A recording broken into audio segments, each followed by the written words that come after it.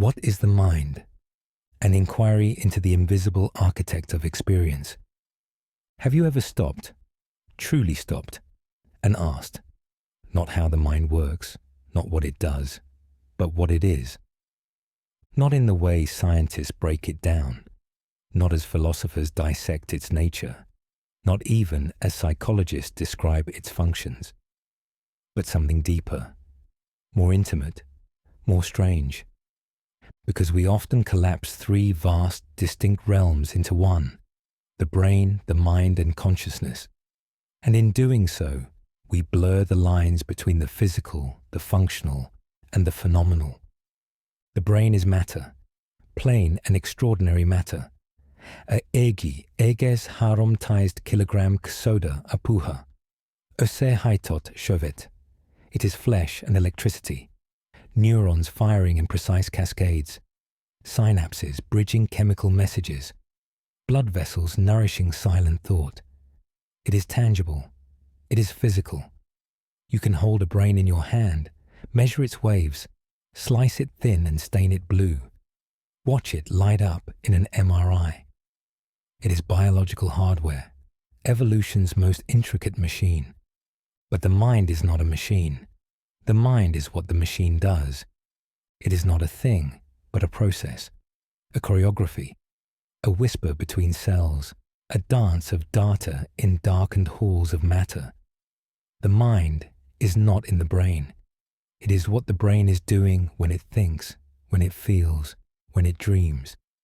Just as a melody is not the piano, but the notes it plays. Just as a whirlpool is not the water, but the motion through it. The mind is the software running on the brain's hardware. It is dynamic, invisible, alive with patterns. It is thought in motion, memory in structure, imagination woven into prediction. The mind is your interface to the world. It is not what you are made of, but what you are made from. And then there is consciousness, more elusive than both, more fragile, more profound. If the mind is the play and the brain the stage, consciousness is the witness in the audience. Consciousness is not what the system does. It is what it feels like to be the system. It is awareness, presence, the silent eye behind your eyes.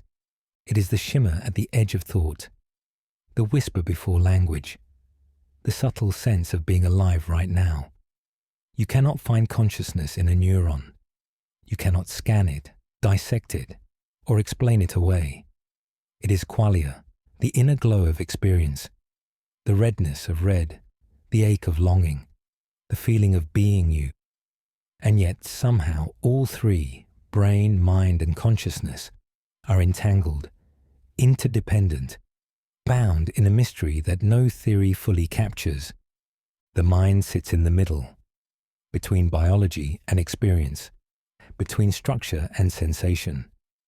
It is the liminal zone where electricity becomes emotion, where sensation becomes perception, where the outer world is modeled, shaped, and made internal. The mind is where life becomes experience. But why did it come to be?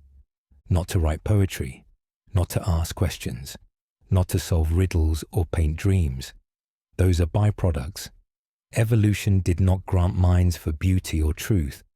Minds arose for survival, for prediction, for simulation. The first minds were not storytellers. They were simulators.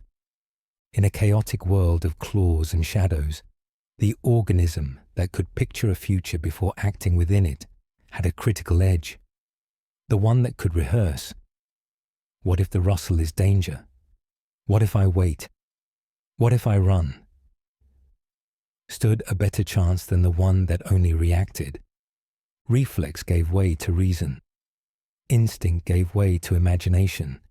The organism that could hesitate, could map, model, rehearse, lived to pass on its genes. This was the evolutionary dawn of the mind, a tool for seeing the invisible, preparing for the uncertain, and learning from the past. But survival was only the beginning. As the brain grew folds and memory deepened, the mind began to exceed its original purpose. It became more than a simulator.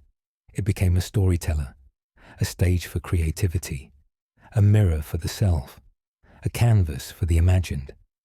It stopped merely reacting and started reflecting. The mind became a place where the past could be revisited, where futures could be constructed, where identities could be sculpted out of fleeting thoughts. It became a narrator, an editor, a critic, a dreamer. And though the brain remained rooted in matter, the mind began building worlds. Worlds not just of facts, but of meanings. Each mind paints its own private reality, filtered by feeling, tinted by memory, lit by attention. No two minds are the same, not even close. You and I could walk through the same street, see the same sky, hear the same music, and walk away having experienced entirely different realities. Because the mind is a lens, not a mirror. It bends the light of the world around our history, our desires, our fears. And here's the quiet miracle. The mind is not static. It is not a fixed object like a chair or a stone. It is a dynamic system, a self-organizing pattern, a river of becoming. With every experience, the mind reshapes itself. Neurons that fire together wire together. Every memory etches a mark. Every new thought subtly rewrites the code. Every loss leaves a shadow. Every love, a fingerprint. The self you were 10 years ago, gone. Even the one you were 10 minutes ago is dissolving into something else. The mind, in this sense, is more like a river than a container, always flowing, always reforming. It carries your history like silt. It folds moments into memory, turns experience into meaning, and meaning into identity. And still, the question echoes. What is the mind really? It's not your thoughts. They come and go. It's not your memories. They blur and vanish. It's not even your identity, that fragile construct you mistake for permanence. The mind is the stage upon which all those things appear, flicker, perform, and fade. It is the invisible architecture of awareness, the scaffolding of the self, the frame in which your entire reality is drawn. You can't see the mind, but everything you see through it.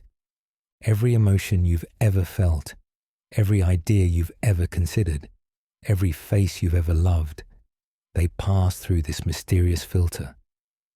To understand the mind is not merely to begin a scientific journey. It is to step onto a spiritual path. It is the start of understanding the self, the world, and what it means to be aware at all. It's not just a topic for researchers or thinkers. It's the key to unlocking your own experience of life. To ask, what is the mind? Ganshi mind iyo. Is to realize that you are not the content of your mind, but the container. Not the actor, but the stage. Not the thought, but the space between thoughts. And from this space arises the possibility of something profound. Choice, freedom, insight, the ability to look at a thought and say, that's not me, that's just a ripple. The ability to see a fear and say, I don't have to obey that. The ability to recognize that the stories we live by can be rewritten because the storyteller is not fixed. The mind, then, is both mystery and mirror. It is what allows you to see and what you must learn to see through. So next time you sit with your thoughts, don't try to stop them. Don't try to grasp them. Just watch. Let them rise. Let them pass. And ask, softly, gently, without expectation. What is this? What is the mind that holds this moment? And listen, the answer may not be in words, but in silence, in presence, in the quiet unfolding of being. Where did the mind come from? A slow birth of inner worlds. It's one thing to ask what the mind is, to poke at its properties, examine its patterns, to marvel at its strange ability to think about itself. But another question cuts deeper, presses closer to the edge of mystery. Where did it come from? How did this invisible theatre of thought, memory, imagination, this shifting cathedral of inner life, arise from the cold machinery of biology? How did the raw matter of nature, indifferent and unconscious, give rise to something that could fall in love, grieve its dead, question its purpose, or gaze at the stars and feel small? At the dawn of life there were no minds, just movement, just chemical gradients, just heat and salt and cells. Single-celled organisms drifted through the warm soup of the early earth. They responded to temperature, light, acidity, nutrients. A bacterium would swim toward sugar, away from poison. A paramecium might reverse its direction after bumping into something. But none of these creatures knew they were doing these things. There was no I to narrate the moment. The early living world existed entirely at the surface of sensation. No dreams, no doubts, no models of the world. Just stimulus and response, action and consequence. A jellyfish pulses through black water with no concept of the dark. A worm recoils from brightness without knowing what light is. These are not metaphors. These organisms do not reflect. They do not imagine. They do not remember. They live, but they do not experience in the way we do. And yet, over billions of years, something changed. Not all at once. Not with a spark or a single leap, but gradually, over time. With each new generation, the rules of survival began to shift. Environments became more complex. Oceans teemed with life. Competition grew fierce. Signals became layered. Sounds echoed. Smells lingered. Shadows moved. And in this complexity, one trait started to rise above the rest: prediction. It was no longer enough to simply react to the world. That took too long. The organism that could anticipate before danger struck, before hunger arrived, before the wave crashed, had a powerful edge. Reaction was the past. Foresight became power. And so, slowly, nature began to construct machines that could look ahead, not with eyes, but with structure. Enter the nervous system. At first, it was nothing grand, just a line of connected cells, passing signals from one end of the body to the other. Electrical whispers that said move, or stop, or danger. But over time, these signals began to converge. Clusters of neurons emerged. Nerve nets gave way to ganglia. Ganglia gave way to centralized brains. As organisms grew more mobile, more complex, more reliant on precise coordination, evolution began sculpting systems capable of holding on to information, if only for a moment. Memory took root, not yet the kind that recalls a first kiss or a dead parent's voice, but the kind that could hold on to patterns long enough to say, "The last time I smelled this, it led to food. Go there." Emotion followed. Primitive, blunt instruments at first. Signals for pleasure, pain, attraction, revulsion. Internal systems to guide external behavior, to say, "Yes, do this again," or "No, avoid that next time." These were not yet minds, but they were the scaffolding, the soil in which minds would grow, because minds did not cause brains. Minds emerged from brains, when brains reached a certain level of structural and functional complexity. A threshold was crossed, not a magic line, not an instant transformation, but a gradual folding inward of biology upon itself. Systems evolved not only to sense the outside world, but to model it, to simulate it, to imagine. At that point, minds were born. What is a mind after all, if not a simulation engine? A virtual space where reality can be tested without risk, where possible futures can be run like tapes, where decisions can be rehearsed before they're made. The creature with a mind could pause, could replay, could forecast. And in a world that punished mistakes, that ability to hesitate and simulate was an evolutionary miracle. But it didn't stop there. Over epochs, evolution continued layering complexity, from sensation to perception, from perception to recognition, from recognition to abstraction, from abstraction to intention, from intention to reflection. Each layer didn't erase the one beneath it, it rested upon it. Like geological strata, each generation built on the scars and strategies of the last. An octopus plans escapes. A crow uses tools. A chimpanzee mourns the dead. These are not random behaviors. They are expressions of increasingly intricate minds, each capable of modeling both the external world and the internal one. Because eventually, simulation turned inward. The mind began modeling not just predators and food, but itself.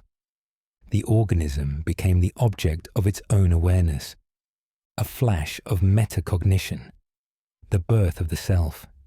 This too was gradual.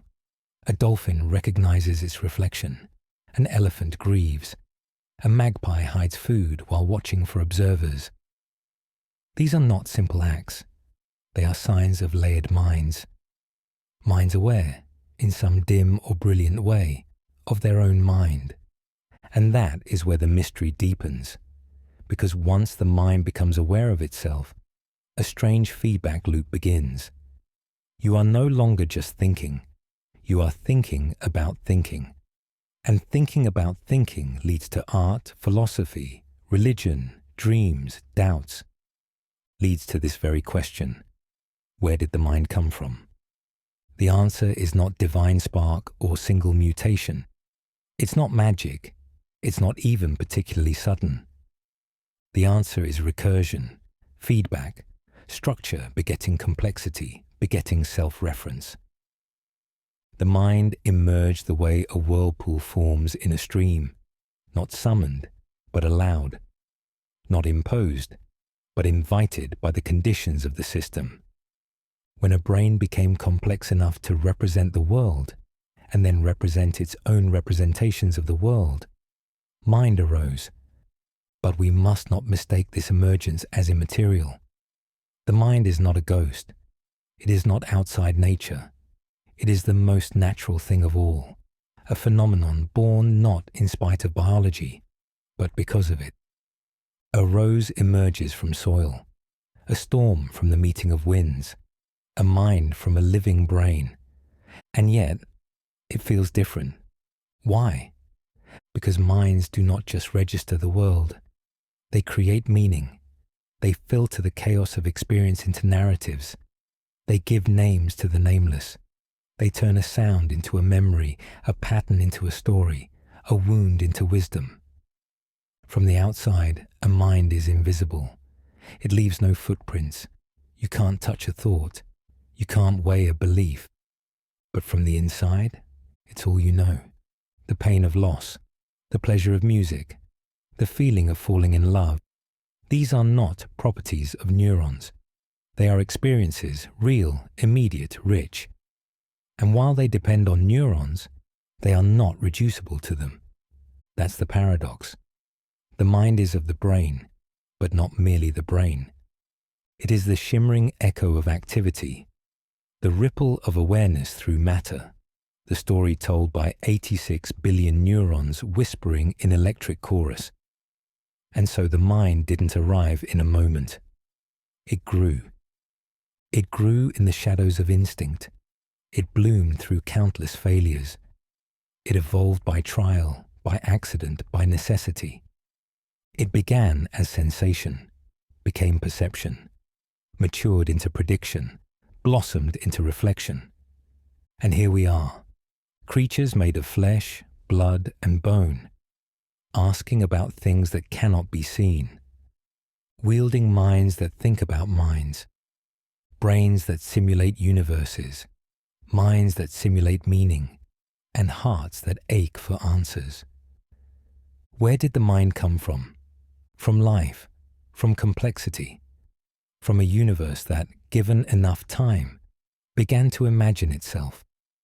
Why minds were needed, from reflex to reality architects. Imagine a world where every action is immediate, where danger appears without warning, where every choice is a reflex, every reaction instinctual. In such a world, life is not experienced, it is endured, lived moment by moment, without foresight, without memory, without pause.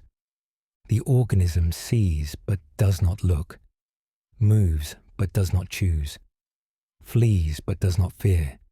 There is no space between the world and the self, because the self does not yet exist.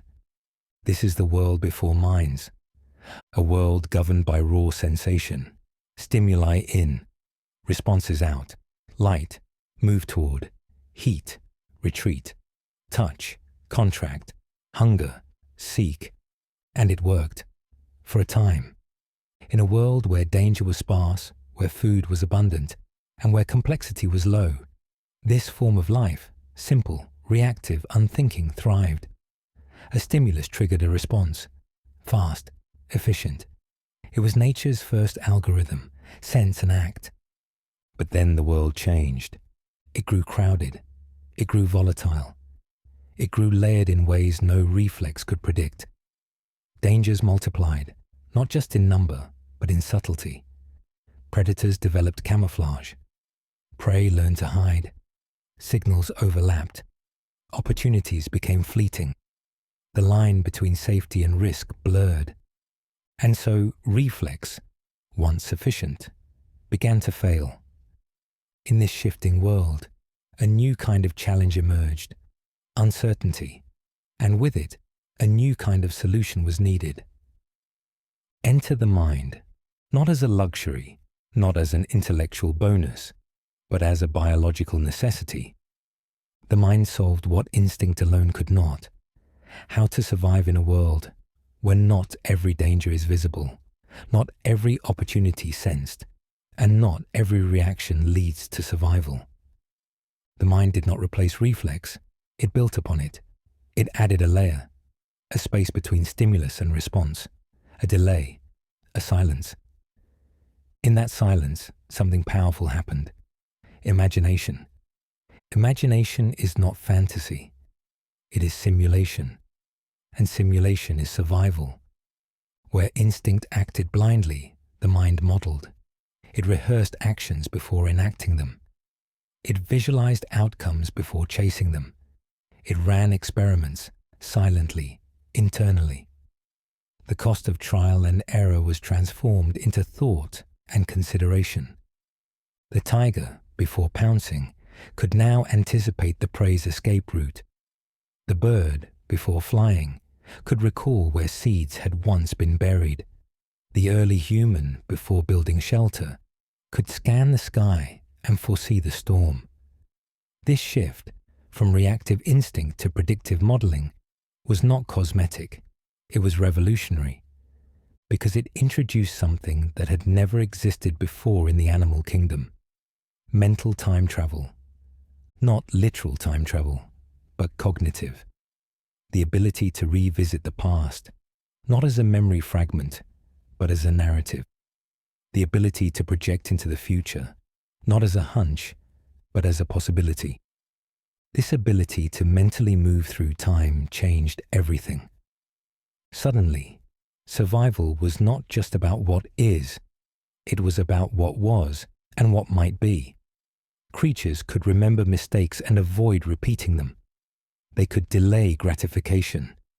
They could make sacrifices for long-term gains. They could learn, not just from immediate experience, but from imagined experience. This evolution could not do on its own. Genetic memory is slow. The mind, however, was fast. It was evolution's shortcut, its fast-forward button, its leap from instinct to insight. But the world was not just dangerous, it was social. And sociality brought a new layer of complexity. Now, the organism didn't just have to track the environment, it had to track other minds. What is she thinking? Is he a threat? Can I trust them? What will they do next? Reflex could not answer these questions. Only a mind could. And so, minds evolved not only to model the world, but to model the inner world of others. This capacity is called theory of mind, the ability to attribute mental states to others. It is the foundation of empathy, cooperation, deception, morality, and culture. Without it, no relationship would last, no society would function, no civilization could form. The mind had to become a mirror, not just reflecting the world, but reflecting the reflections of others. It had to simulate intentions, decode social cues, anticipate reactions. It had to navigate trust, betrayal, grief, love. This ability to model minds within a mind was an evolutionary superpower. And it didn't stop there. The mind began to abstract. It could take a specific event, say, being lied to, and build a general belief. People can be deceptive. It could link moments across time and distill patterns. From patterns, beliefs. From beliefs, worldviews. It began constructing frameworks, not only about what is, but about what ought to be. Ethics, justice, purpose. These were no longer abstract ideals. They became internal maps for living. Through abstraction, the mind did more than remember. It interpreted. More than predict. It anticipated. More than simulate. It imagined. It built systems of meaning. And through language, it shared them. Language was not just a tool. It was an extension of the mind. With it, thoughts could live outside the thinker. Ideas could leap across skulls. Knowledge could outlive its origin. Language created the possibility of collective mind, culture, tradition, myth. One person's insight became another's inheritance. One generation's learning became the next foundation. The mind became transmissible. It could be written, spoken, taught, preserved. This is what made the mind more than a feature. It made it an infrastructure, a substrate for continuity, a container for transformation. And with that came a paradox, because now the mind had to maintain the self.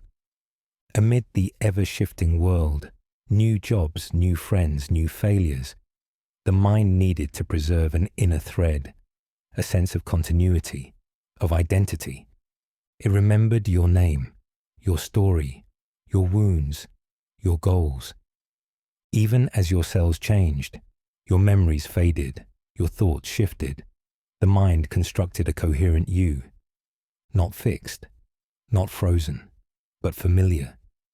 It created the illusion, not of permanence, but of personhood. And as life grew more complex, the mind evolved new roles. It protected itself. When reality contradicted belief, the mind bent perception. It altered memory, rewrote experience, silenced certain truths. Not to lie, but to survive. Cognitive dissonance, confirmation bias, selective memory. These are not flaws. They are strategies, adaptive illusions, psychological immune systems. They allow the mind to remain whole in a fragmented world. They preserve coherence in chaos. And in preserving coherence, the mind could do something extraordinary. Create. It turned wounds into wisdom, loss into longing, memory into music. It did not just observe the world, it reimagined it. Through art, story, ritual, and dream, the mind took raw life and sculpted it into something meaningful. It found beauty in decay, order in entropy, hope in despair. It invented futures that had never been, and gave purpose to pasts that never made sense. It became more than a survival mechanism. It became a stage where life could be rehearsed before it was lived, where danger could be faced without dying, where decisions could be tested without consequence, where identities could be worn, rewritten, and rediscovered. So what does the mind do? It senses, remembers, anticipates, decides, creates, heals, distorts, connects. It is not just a thinking engine. It is not just a feeling organ. It is not just a memory bank. It is a reality-building system. It takes photons and turns them into faces, vibrations and turns them into voices, pressure and turns it into warmth. It does not merely reflect the world, it transforms it. And it does so for every single human, every single moment, in ways both miraculous and invisible. You are not living in the world. You are living in a model of the world, one built by your mind, filtered through your past, colored by your emotions, shaped by your hopes. The mind is not just where life is processed. It is where life is lived. And yet, it is invisible. You cannot see your mind, but everything you see through it. Every sound, every thought, every feeling pass through this quiet architect, this silent composer, this ancient simulation engine running inside your skull. It is evolution's greatest gamble, its grandest experiment, its most mysterious result. The mind is not a bonus. It was never a luxury. It was evolution's answer to chaos, its strategy for uncertainty, its hack for life in a world too complex to merely react, a gift, a tool, a burden, a miracle. How the mind creates thought, from silence to symphony. Thought. It seems so simple, so immediate. A flicker of memory, a surge of insight, the voice that narrates your day, the image that arises behind your closed eyes, the intuition that gently nudges you left instead of right. We hardly notice it happening. A decision forms, a problem is solved, a sentence is shaped before it is spoken. It all feels effortless. And yet, beneath this surface stillness lies one of the most profound phenomena in the known universe, how the mind creates thought from silence. The forest within, neurons and the spark of cognition. It begins invisibly, deep within your skull, protected by bone, wrapped in fluid, bathed in chemistry, is the human brain, a living cathedral of electric whispers. A e.g. Eges harum-tized kilogram mesh of flesh and fire. Inside it, nearly 86 billion neurons, each branching outward like trees in an impossibly dense forest. Together, they form trillions of synaptic connections, intersections where messages can leap from one cell to another. Each neuron, on its own, is silent, but together they hum with potential. A thought begins not as a word, not even as an image. It begins as a spark, an impulse, a burst of electricity. A neuron fires. It sends an electrical charge racing down its axon like a wave flowing down a wire. When this electrical surge reaches the end of the axon, it cannot jump to the next neuron directly. It arrives at a synapse, a narrow gap, and there the current transforms. Electricity becomes chemistry. Tiny molecules, known as neurotransmitters, are released into the synaptic gap. They float across like messages in a bottle. When they reach the next neuron, they bind to receptors, opening ion channels and creating a new electrical pulse. That neuron now fires, sending the message forward. This happens not once, but billions of times every second. Thought is not one firework. It is a cascade, not a spark, but a storm. A living circuit comes alive not in one place, but across many. Different regions of the brain light up. Vision, memory, logic, emotion, all coming together in a carefully choreographed act of meaning. And this choreography is not random, it is structured. Functional regions, division and unity. The brain is mapped into distinct regions, each with specialized tasks, but none work alone. The occipital lobe processes visual information. The hippocampus encodes memory. The prefrontal cortex plans and reasons. The amygdala processes emotional intensity. The parietal lobe integrates space and sensation. The thalamus filters and relays information. The default mode network activates when your thoughts wander inward. These systems form a conversation, an ongoing dialogue. Thought is not born in a single place. It is the result of these conversations happening in parallel. Your brain, in many ways, is not a single organ.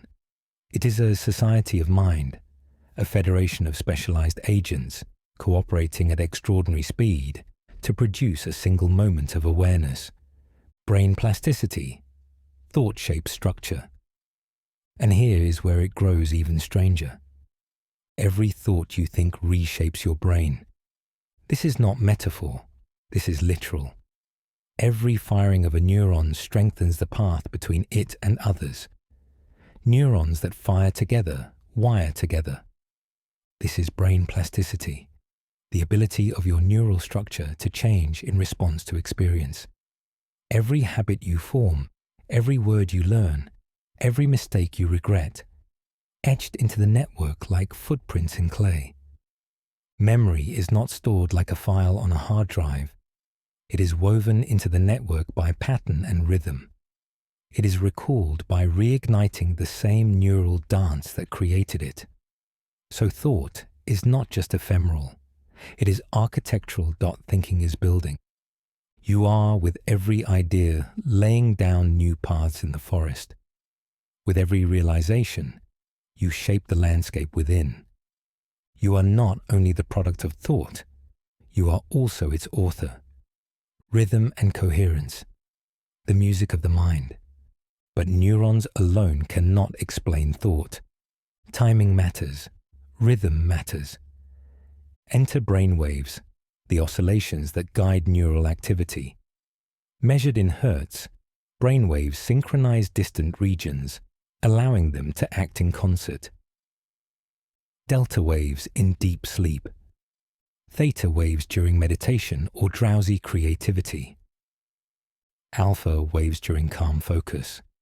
Beta waves during active thinking. Gamma waves during moments of insight or complex integration. Without rhythm, thought would collapse into static. The orchestra would lose its conductor. Ideas would collide without coherence. It is this delicate timing, the rise and fall, the pulse and pause, that allows the mind to compose thought instead of merely reacting. Thought is not noise. It is music. It is the coordination of fire and wave, of signal and silence. And yet, with all this machinery mapped, all this circuitry charted, we still do not know how thought becomes experience. The hard problem, from mechanics to meaning. This is the mystery that keeps philosophers and neuroscientists up at night. We can trace the path from neuron to neuron. We can measure the chemicals. We can predict behavior from patterns of activity. But we still don't understand consciousness. We don't understand how the firing of a cell results in the feeling of joy, how a sequence of impulses produces the memory of a mother's laughter, how a signal becomes a soul. This is what philosopher David Chalmers calls the hard problem of consciousness. Not how does the brain work, but why does it feel like anything to be that brain?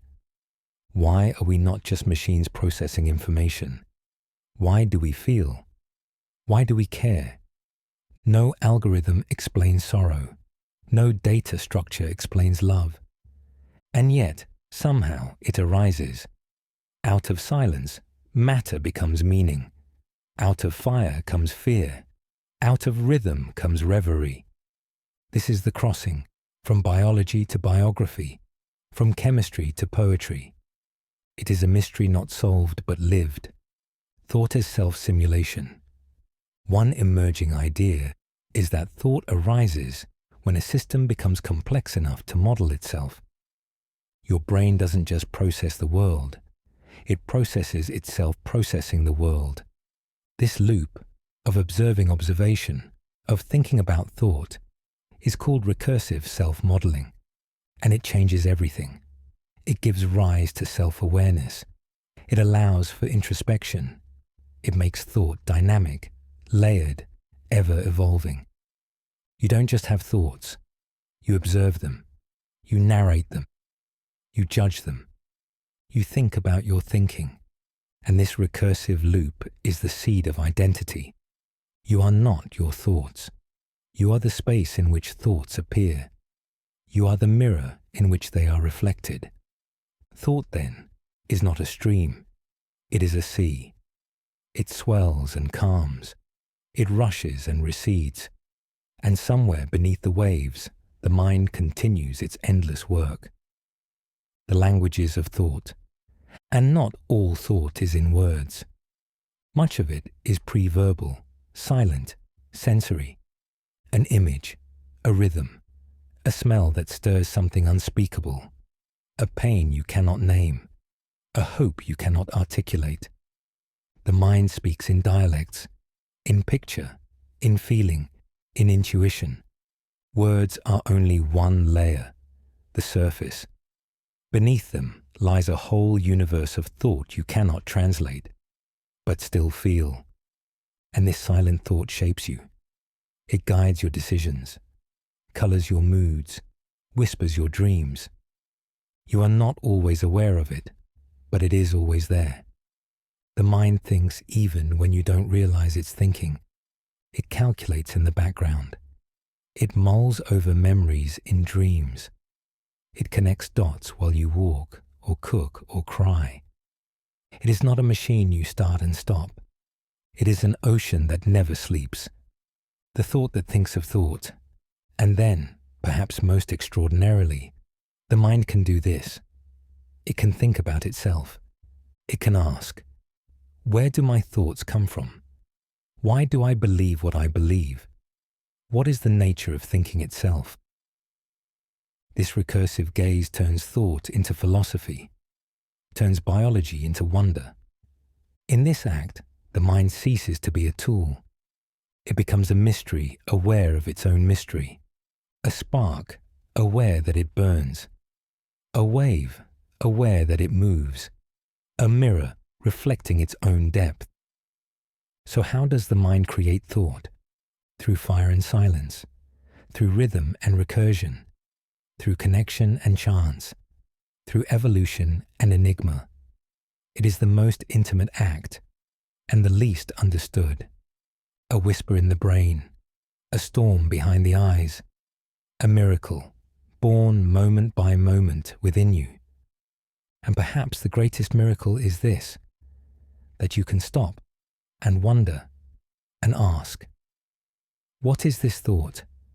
Where did it come from? Who is thinking it?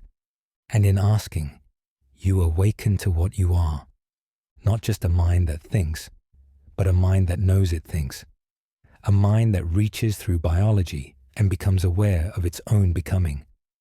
That is not just thought. That is consciousness, thought's highest form, and life's quiet revolution. The Long Wonder, a history of thinking about thought. The study of the mind did not begin in laboratories, nor under microscopes, nor with control groups, nor data charts.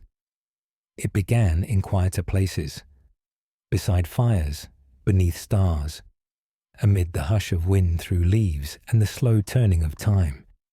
It began when early humans paused, not out of boredom, not for productivity, but out of a kind of existential trembling, a moment of stillness when the hunter, the mother, the wanderer stopped, looked at the horizon, and then inward, and asked, what is this presence behind my eyes? What is this voice that narrates even when no one is near?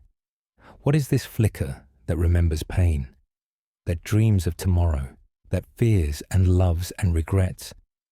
This was not science. This was wonder. And long before the words psychology, neuroscience, or cognition were spoken into air, there was already inquiry, not into how the mind functions, but into what it means, not how the mind works, but why it whispers. Origins in spirit and story. In the earliest human societies, understanding the mind was inseparable from understanding the soul. Ancient humans did not draw a line between matter and meaning. To them, mind was not locked behind the skull. It flowed in nature, in dreams, in rivers and stars. They saw consciousness as shared, with animals, with ancestors, with the sky. The wind carried intention. The moon had memory. Rocks could listen. Trees could mourn. From this mystical entanglement came early language for the mind, not technical, but sacred. India, Manas, and Atman. As early as 1500 BCE, Vedic texts in ancient India spoke of Manas, the inner faculty responsible for thought, emotion, and perception. It was not the soul, but the instrument of the soul. Later, in the Upanishads, came the concept of Atman, not a self as ego or identity, but a self as essence, as divine spark. The mind was not seen as personal alone, but as part of a greater unity. To think was to participate in the cosmos. To know oneself was to know the Brahman, the ultimate reality. This was introspection as spiritual awakening. Meditation was the microscope. Stillness was the experiment. Insight was the result. Egypt, Ka and Ba. In ancient Egypt, thought was not reducible to the brain or heart. It was relational. They believed in Ka, the life force that stayed with the body, and Ba, the part that could fly, travel, visit the realm of the dead. The mind was a composite, as much dream as logic, as much memory as breath. Some preserved the brain in jars. Others discarded it, believing thought came from the heart. And yet, in tomb paintings, funerary spells, and ritual chants, one thing remained clear. Something of the person remained after death. Something conscious, something thoughtful. Death did not kill the mind. It released it. China, Tao and flow. In ancient China, the mind was not isolated. It was integrated with the world. Taoist thinkers like Laozi and Zhuangzi saw the mind not as a static container, but as flow, something to be aligned, not controlled. To think well was not to impose, but to surrender, to follow the Tao, the way. Later Confucian philosophers added structure, seeing the mind as moral, social, and cultivated through virtue. Still, it remained interpersonal, not solipsistic. The mind was woven into ritual, family, and society. Greece, from myth to metaphysics. Around 500 BCE, in ancient Greece, thought turned inward in a new way. Philosophy was born, not in books, but in dialogue, in wondering, in asking. Heraclitus and Parmenides. Heraclitus spoke of change, how no one steps in the same river twice. Parmenides spoke of being, how change was illusion and reality eternal. Together, they asked, what is the nature of what is? And by extension, what is the mind, if not the one who sees and questions and interprets? Plato, the tripartite soul. Plato imagined the soul divided into three: reason, the charioteer; spirit, the horse of will; appetite, the horse of desire. He placed reason as the path to truth, implying that to understand the mind was to purify it, to unchain it from the cave of illusion. To think was to remember eternal forms. To use the mind was to return home. Aristotle, observation and categorization. Aristotle, more grounded, saw the mind as a function of the soul. He divided it into perception, memory, imagination, deliberation.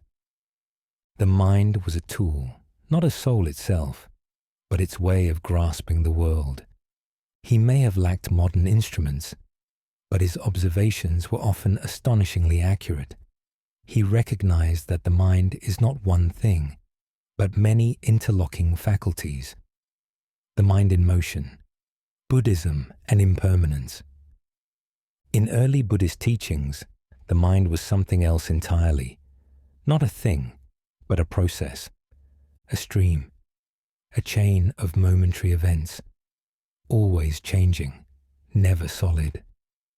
The self was a fiction, a bundle of perceptions, sensations, thoughts, emotions, held together by illusion. This was not a pessimistic view. It was liberating. If the mind was not fixed, it could be transformed. If the self was not eternal, it could be released. Mind was not architecture. It was weather, clouds that pass, winds that shift. Islamic Golden Age, mind, soul, and intellect.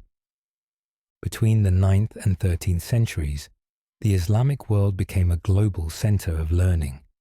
Thinkers like Al-Farabi, Avicenna, Ibn Sina, Al-Ghazali, Ibn Rushd, Averroes, asked new questions about the relationship between reason and revelation, body and soul, mind and God. Avicenna proposed multiple levels of soul, including the rational soul, capable of abstraction and eternal truths. He argued that the intellect could transcend the body, momentarily reaching divine understanding. These were not blind beliefs. They were part of a systematic philosophy, incorporating Aristotle, Greek metaphysics, and Quranic theology. Mind was the bridge between material and spiritual, between observation and illumination. Christian Europe, the mind as moral arena. In medieval Europe, the mind became a moral battlefield. Under the weight of Christian doctrine, the mind was seen not just as a faculty of thought, but as the seat of the soul. Free will, conscience, sin, grace, all were tied to the mind's ability to choose rightly. Monks practiced mental discipline. Mystics entered altered states through meditation and prayer. The mind was a window to God, or a temptation of the devil. Either way, it mattered profoundly. The modern break, Descartes and the doubt that split the world. In the 17th century, everything changed. René Descartes, questioning what he could know with certainty, came to a radical conclusion. Cogito, ergo sum. I think, therefore I am. With that, the mind became not just one object of study, but the first. All knowledge began with the thinking self, not with revelation, not with culture, not even with the body. The mind became the anchor of reality. But this brought a split. Descartes separated mind and matter. Res extensa, the extended thing, body. Res cogitans, the thinking thing, mind. This duality has haunted Western thought ever since. From philosophy to science, the rise of psychology and neuroscience. In the centuries that followed, the study of mind diverged. Philosophers still debated meaning, free will, and consciousness, but a new movement emerged: empirical psychology. Wilhelm Wundt opened the first psychological lab in 1879. William James explored streams of consciousness. Freud proposed unconscious drives shaping thought. Behaviorists like Skinner and Watson dismissed the mind as a black box. Only behavior mattered. Cognitive science fought back, revealing that minds could be modeled, measured, explained. Then came neuroscience. We began scanning brains, mapping regions, tracing circuits. We saw thoughts light up on screens. We studied memory, perception, language, emotion. What began by firelight now lived under fluorescent tubes and fMRI machines. We moved from myth to mechanism, but we did not escape the mystery, and still we wonder. For all our studies, we still don't know why the mind exists. We know it evolved, yes, that it confers survival advantages, that it builds models, stores knowledge, connects people. But we don't know why it feels like something. Why does electricity in a neuron lead to the scent of jasmine or the memory of a kiss? Why do we not simply compute, but care? Science answers the how, but the mind still asks the why. It wonders. The first question, still unanswered. The study of the mind did not begin with answers. It began with a pause, a silence, a strange awareness of awareness. The moment when the observer turned inward and asked, "What is this voice? What is this dream? What is this flicker that looks back at me when I look inside?"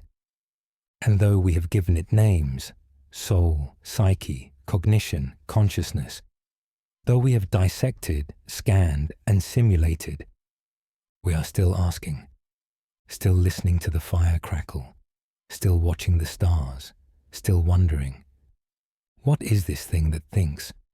What is this silence that dreams? What is this flicker that wonders what it is? The question remains, and the asking, is the mind itself. The biology of the mind, flesh, fire, and the birth of thought. When we speak of the mind, we often leap directly into thought, into the swirl of consciousness, the softness of dreams, the spark of imagination. But long before we reached toward meaning, before symbols, stories, or selves, there was something simpler, something older, biology. Beneath every idea, every insight, every wonder we call mind, there is a deeper truth. Life needed to survive. The mind did not arise from philosophy. It was not born from poetry or abstract introspection. It grew from the raw soil of survival, carved by evolution, shaped by hunger, fear, heat, cold, and time. The origin of the mind is not a tale of brilliance. It is a tale of persistence. The first flickers from reaction to regulation. In the beginning, there was no self, no memory, no meaning, no model of the world. There were only cells floating in ancient oceans, responding to gradients of heat and light, salinity and acidity. They did not know, they simply did. Drift toward sugar, recoil from toxin. This wasn't awareness, it was navigation, but it was enough. These primitive responses were the roots of what we now call cognition. They were not thoughts, but they were information.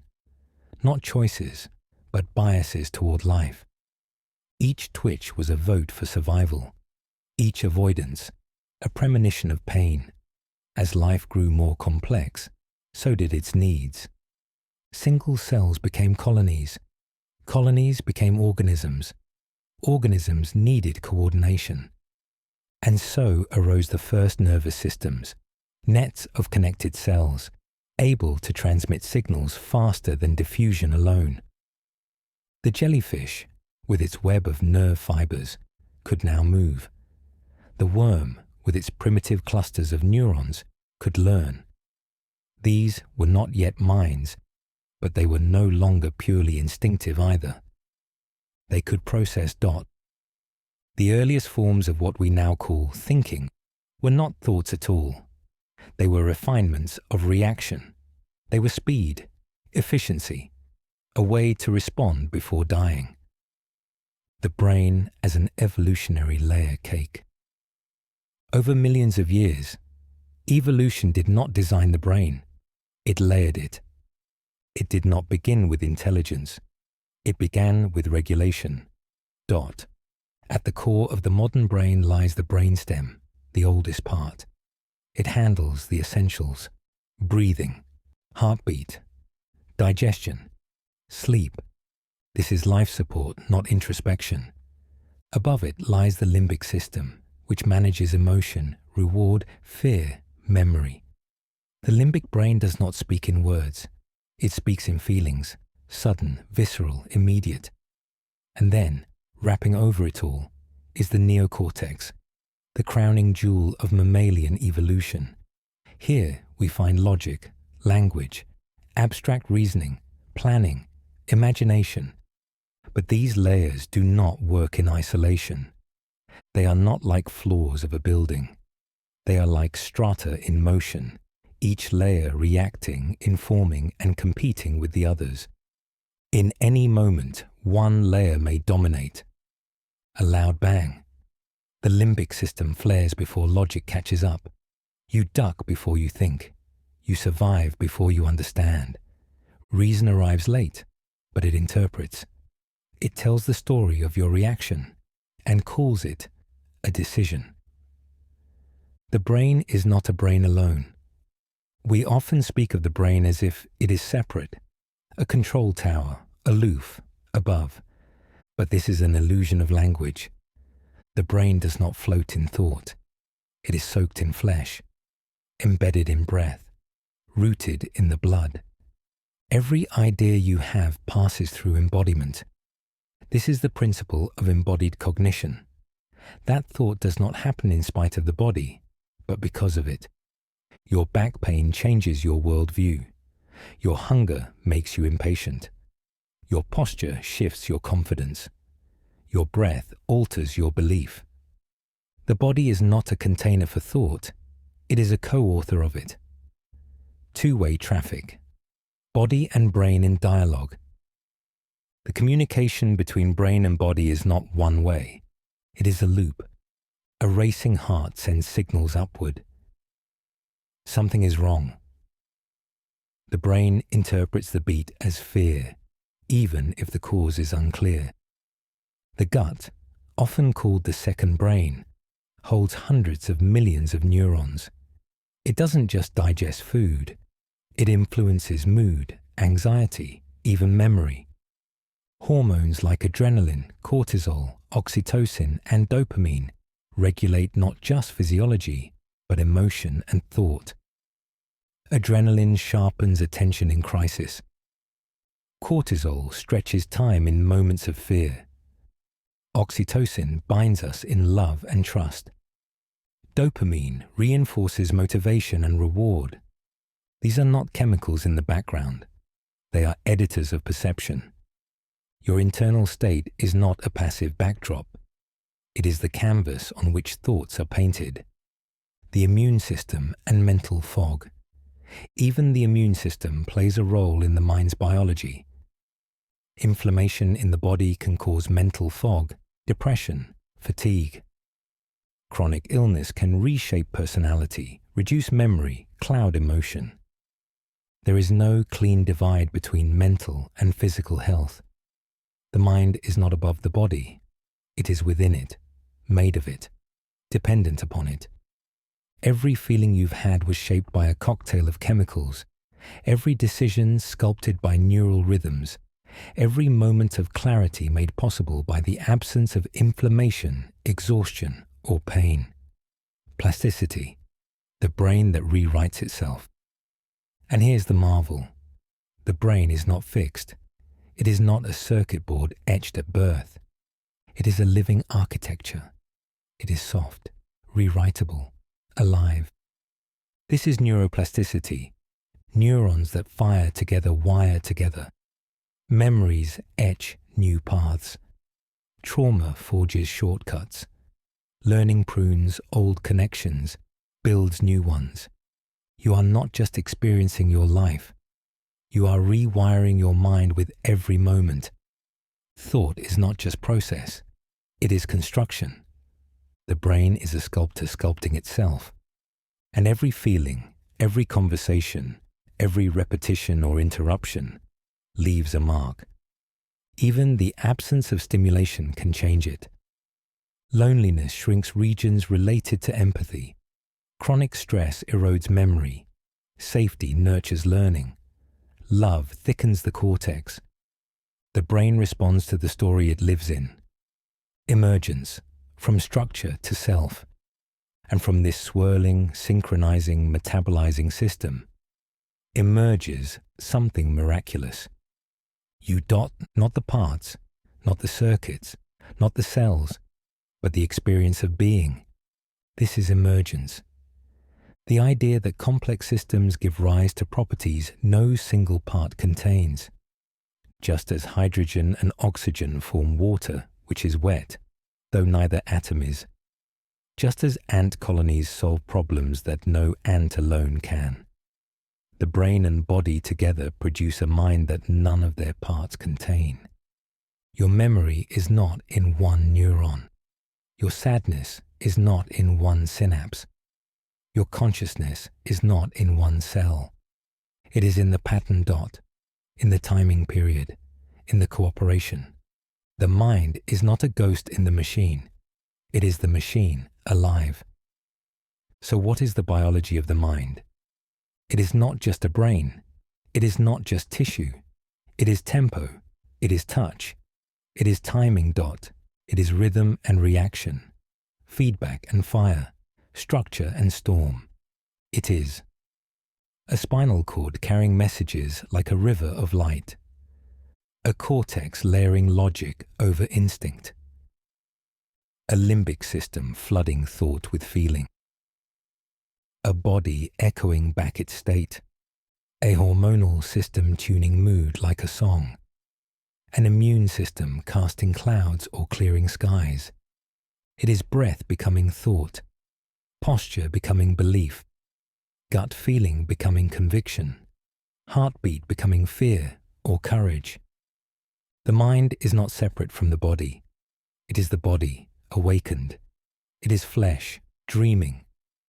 It is not ethereal, but emergent, not static, but sculpted. It is not separate from the processes. It is made of them. Every thought you've ever had, every dream you've ever dreamed, was written in the alphabet of electricity and chemistry. But those sparks created stories. Those pulses created people. Those circuits gave rise to choice. And in the miracle of emergence, the machine became aware of itself. And in becoming aware, it asked, "What am I?" And that question, that single trembling biological thought, is the mind. The chemistry of the mind, molecules that move meaning. Every thought you've ever had, every whisper of memory, every spark of joy, every sudden stab of grief has been steeped in chemistry. Beneath the pulsing neurons and electrical flashes, beneath decisions and dreams, beneath the quiet rhythm of consciousness itself, flows a slower, more fluid language. The language of molecules. Invisible, intimate. These molecules do not shout. They whisper, they linger, they saturate. They do not think, yet they shape how we do. They do not feel, yet they tint the edges of every feeling. While neurons crackle and circuits hum in milliseconds, chemistry moves like weather, slow, heavy, persistent. It colors the mind's landscape. It tilts the emotional ground beneath your feet. It leaves fingerprints on everything we call experience. This is the chemistry of the mind, not a static formula, but a living tide, adjusting moment by moment. The synaptic symphony, neurotransmitters at work. At the heart of this molecular dialogue are neurotransmitters, chemical messengers that leap across tiny synaptic gaps between neurons. A single neuron sends an electrical signal down its axon until it reaches the synapse. There, the message becomes chemical. Molecules are released into the synaptic space. They float, bind, activate, or silence the next neuron.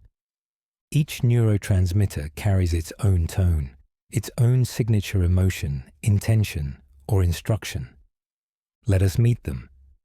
Dopamine, the currency of anticipation. Dopamine is often called the pleasure chemical, but this is an oversimplification. Dopamine is not the signal for having something. It's the fire that burns when you almost have it. It's the tension in pursuit, the thrill of the chase, the gleam of a possibility just within reach. It surges when we set goals, when we crave, when we anticipate reward. It's what keeps you checking your phone, what fuels addiction and ambition alike. It is not contentment, it is compulsion. Dopamine trains attention toward what the brain believes is valuable, but it doesn't care whether that value is nourishing or destructive. This makes it powerful and dangerously neutral. Serotonin, the architect of stability. Serotonin is more subtle, more diffused. It does not spike with sudden pleasure. It flows slowly, shaping your emotional baseline. It regulates mood, appetite, sleep cycles, social confidence, and body temperature. When serotonin levels drop, the world feels muted, colors dull, meaning fades. Not because the world has changed, but because your chemistry no longer amplifies it. SSRIs, selective serotonin reuptake inhibitors, are designed to extend serotonin's life in the synapse. They don't inject happiness, they make it possible again. Norepinephrine, the call to alertness. Norepinephrine is the brain's alarm bell. It prepares the body for challenge, heightens vigilance, sharpens focus. It is the lens that zooms in on what matters. It pushes the periphery into the background. In the right amounts, it is clarity. In excess, it becomes hypervigilance. Sleep vanishes. Relaxation becomes impossible. The world becomes a series of threats. This is what anxiety feels like. A mind flooded with norepinephrine, trapped in a loop of readiness. GABA, the quieting force. To counter that readiness, we have GABA, gamma-aminobutyric acid. If norepinephrine is the gas pedal, GABA is the brake. It slows activity. It softens excess. It turns down the volume of looping thoughts.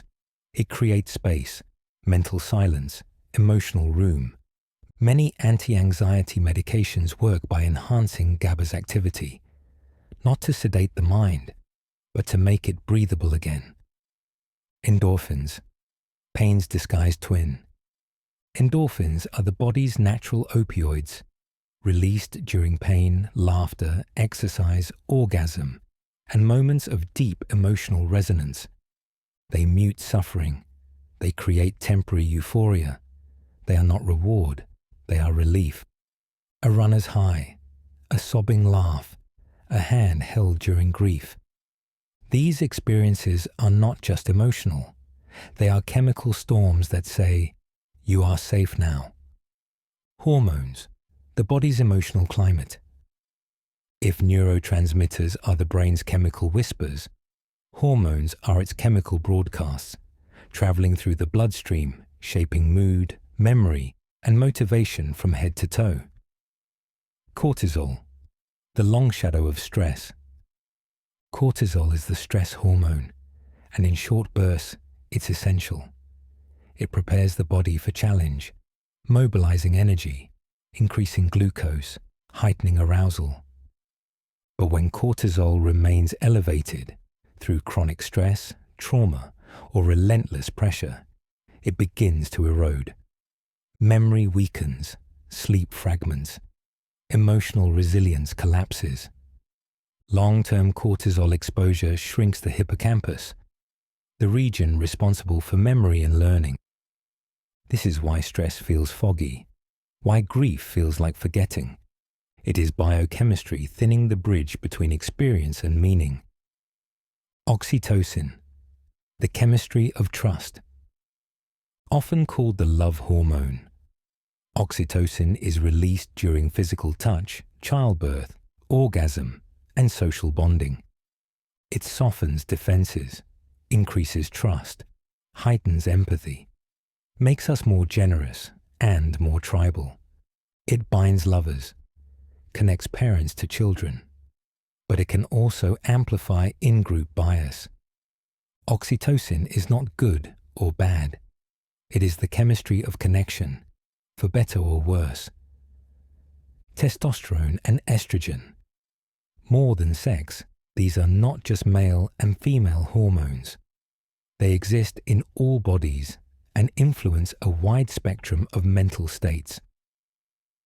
Testosterone, linked to assertiveness, risk-taking, competitiveness, and even depression in low levels. Estrogen, involved in memory, mood regulation, sensitivity to reward and social behavior. Their fluctuations during menstrual cycles, puberty, pregnancy, and menopause dramatically alter mood, focus, and emotion. These are not character traits. They are endocrine tides reshaping cognition. Chemical feedback loops. Thought arrow, molecule arrow, thought. The relationship between chemistry and thought is not linear. It is recursive. A single fearful thought can raise cortisol. Elevated cortisol can increase anxiety. That anxiety increases fearful thoughts.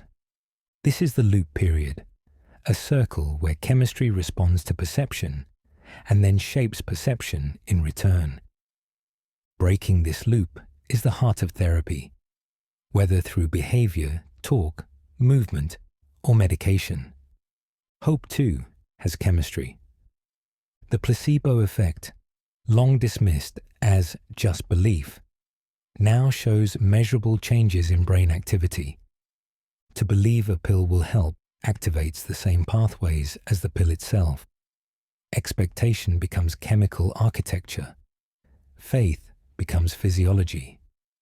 The mind does not merely think, it listens, and it alters itself in response. Imbalances, when chemistry tips the mind. When this molecular web becomes tangled, the effects are often dramatic and misunderstood. Depression is not just sadness.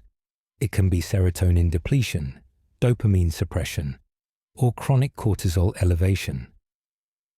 Anxiety may stem from GABA insufficiency or excess norepinephrine. Mania from dopamine overload. Emotional numbness from endorphin resistance. These are not moral failures. They are chemical states. They are not fixed, but they are real. We are not wrong to feel this way. We are wired this way, for now, and wires can be rerouted. Beyond the brain, gut, genes, and plasticity.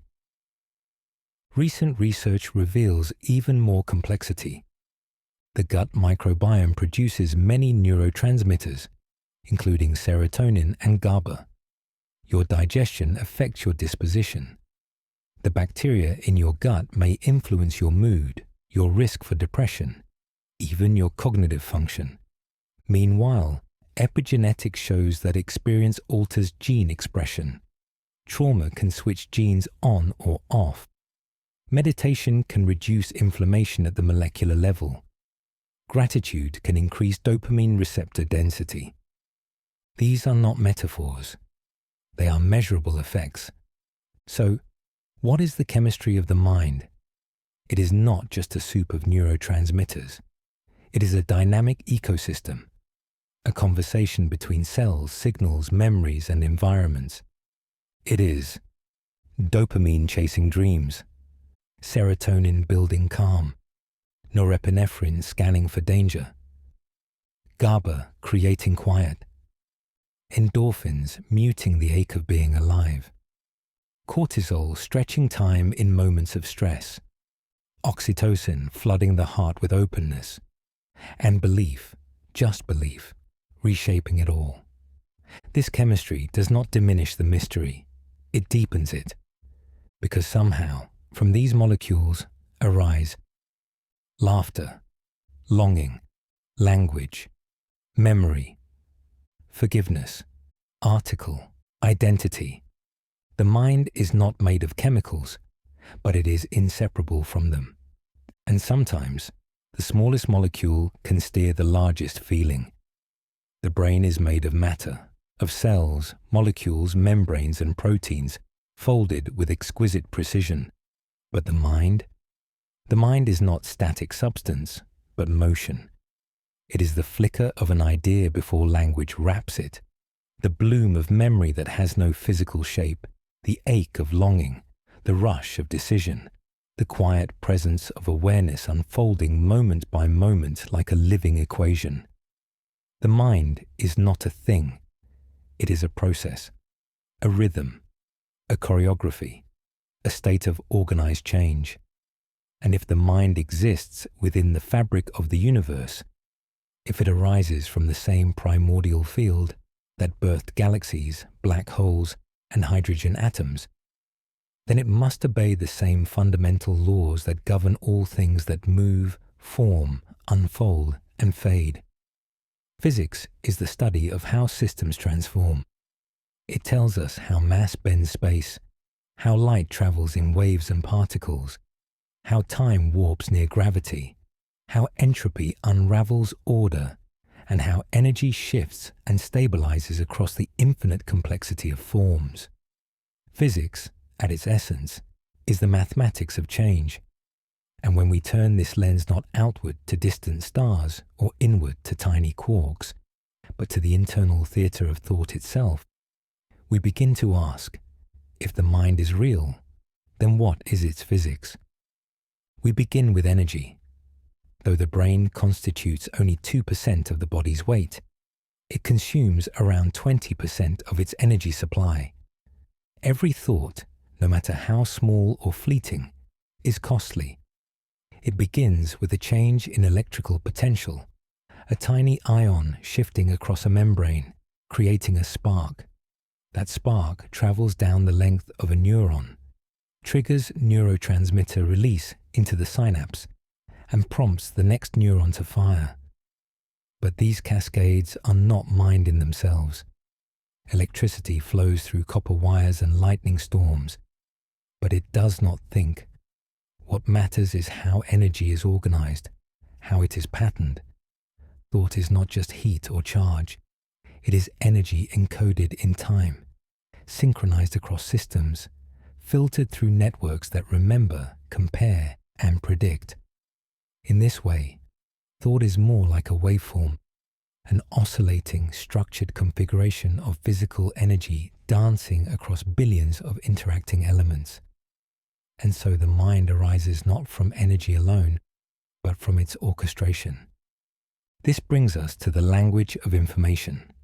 In 1990, physicist John Archibald Wheeler proposed a provocative phrase, "it from bit."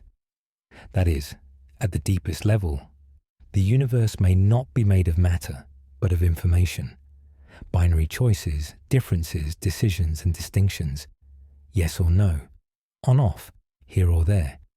In this view, reality itself is constructed not from particles, but from answers to questions. If this is true, then thought is not some strange biological anomaly. It is a continuation of the universe's fundamental logic. It is information looping back on itself. The mind becomes a self-referential field of distinctions, a system not just observing patterns, but producing them, restructuring them, simulating them. Your brain, then, is not simply a tangle of flesh. It is an information processing machine, capable of modifying its own code.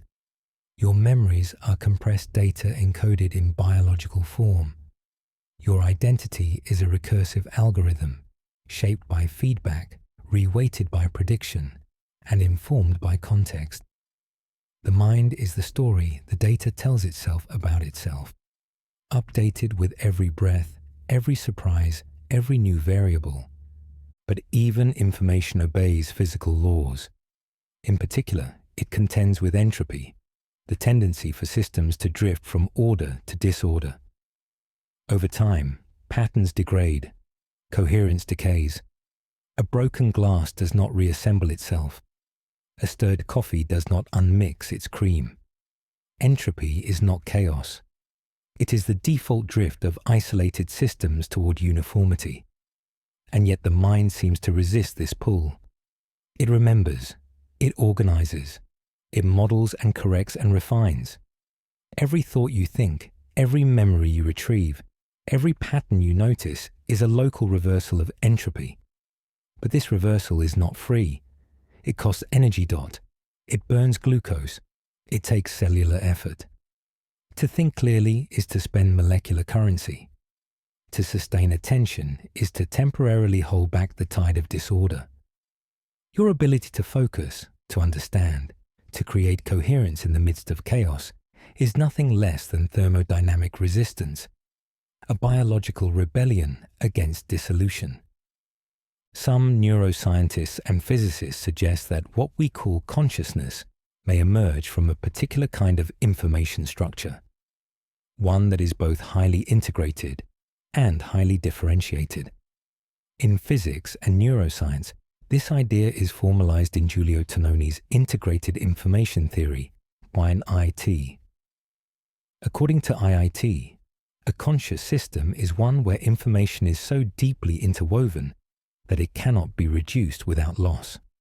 The more unified and complex the network, the more phi it contains, a proposed measure of integrated information. In this view, consciousness is not located in any one part of the brain, but in the interdependence of its parts. The mind becomes a field of interactions, a system where the whole is more than the sum of the pieces. Consciousness, then, is not simply the output of processing. It is the form the integration itself takes. It is what happens when information becomes inseparable from itself. And then, at the edges of physics, we find the quantum question, the realm where matter behaves not as certainty, but as probability, where particles exist in multiple states until measured, where entanglement connects particles across space without apparent cause. Some theorists have speculated that certain quantum effects might play a role in consciousness. The orchestrated objective reduction theory, proposed by Roger Penrose and Stuart Hameroff, suggests that quantum computation might occur within microtubules, tiny structural proteins within neurons. If consciousness arises in part from quantum coherence, it could explain why subjective experience feels unified, non-local, and irreducible.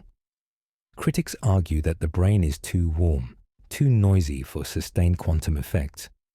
But the idea remains provocative, because if mind does depend, even in part, on quantum processes, then it may exist at the boundary between the classical and the probabilistic, between the visible and the indeterminate.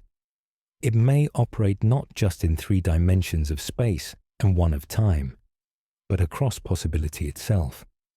Even without invoking quantum mysticism, physics gives us powerful metaphors. We can think of thought as a field, a pattern of influence extending over time and structure, or as a phase state, a momentary configuration of brain activity analogous to liquid freezing or water boiling, or as a dynamical system, constantly in flux, responding to input, searching for equilibrium. In this framing, the mind is like weather, turbulent yet lawful, sensitive to small changes, shaped by initial conditions and feedback loops. It follows non-linear causality. Tiny shifts can lead to large effects. This is why a single word, a single memory, a subtle expression on a face can transform a mood, trigger a spiral, alter a belief. And still, all of this, energy, information, entropy, coherence, field dynamics, remains rooted in the material. The mind, no matter how transcendent it feels, is not detached from the laws of motion, conservation, and thermodynamic cost. A thought is not magic.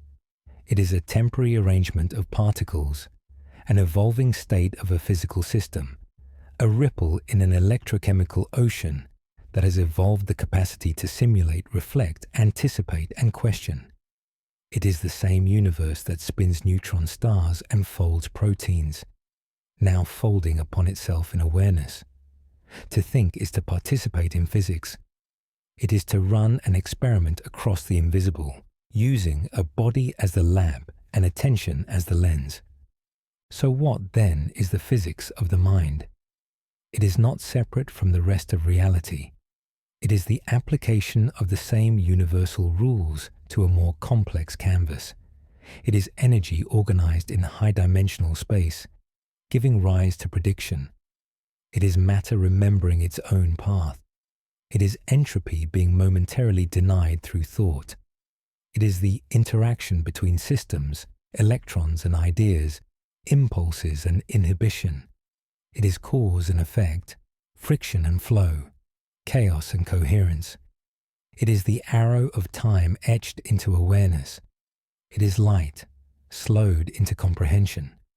It is nature becoming self-aware. The physics of the mind is not just a way to reduce thought to measurement. It is a way to honor that thought belongs, not outside the world, but within it. That it is not alien to the cosmos, but a product of its depth. The mind is not a rupture in natural law. It is what happens when laws grow dense enough to wonder. The universe is not watching us. It is watching through us. In the fluctuations of charge, in the geometry of connection, in the slowing of decay into meaning, in the quiet thunder of a single realization, the laws that shaped galaxies are now writing poetry in grey matter. And this moment, when you pause to ask how thought works, when you wonder if awareness is energy patterned into coherence, is itself a physical event, a shift in molecular structure, a state transition, a spike in a neuron, a change in informational entropy. You, reading this, are the physics of the mind made manifest. You are not merely obeying the laws. You are rephrasing them. You are not apart from the unfolding cosmos. You are its echo. You are its simulation. You are its song, consciousness, the great shimmering mystery at the center of every life. Not simply thought, not merely sensation, but the raw, inexplicable fact that anything is experienced at all. That pain is not just detected, but hurts. That color does not just register on rods and cones, but glows in the mind's eye. That music does not merely vibrate the eardrum, but moves the heart. This mystery, the undeniable presence of subjective awareness, is not a small puzzle at the edge of understanding. It is the core question, the light behind the eyes, the silence beneath the noise. No mathematical equation, no detailed MRI scan, no theory of cognitive function has yet captured the simple, immediate truth that we are not just processors of information. We are feelers of it. We do not merely compute or respond, we experience. We are experience. And that reality, more intimate than our names, more immediate than breath, is where the true enigma begins. Where does this feeling come from? How does the machinery of flesh and bone give rise to the fire of being?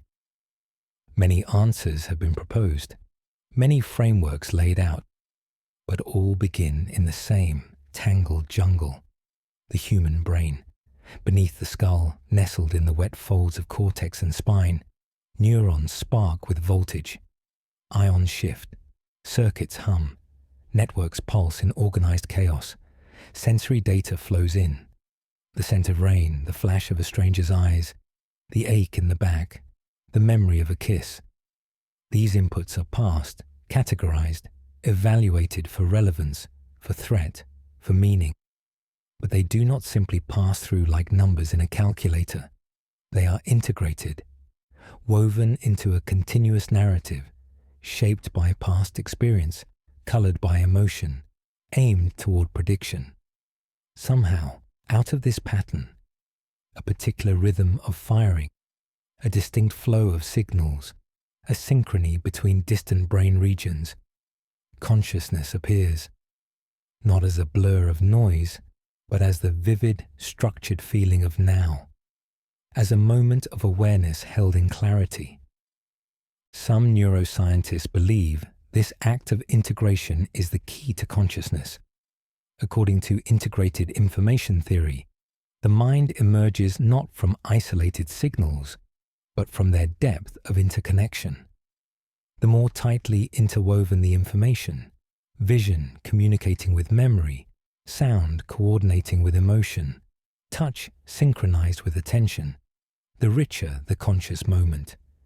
If signals remain disconnected, fragmented, they remain in the dark, unconscious.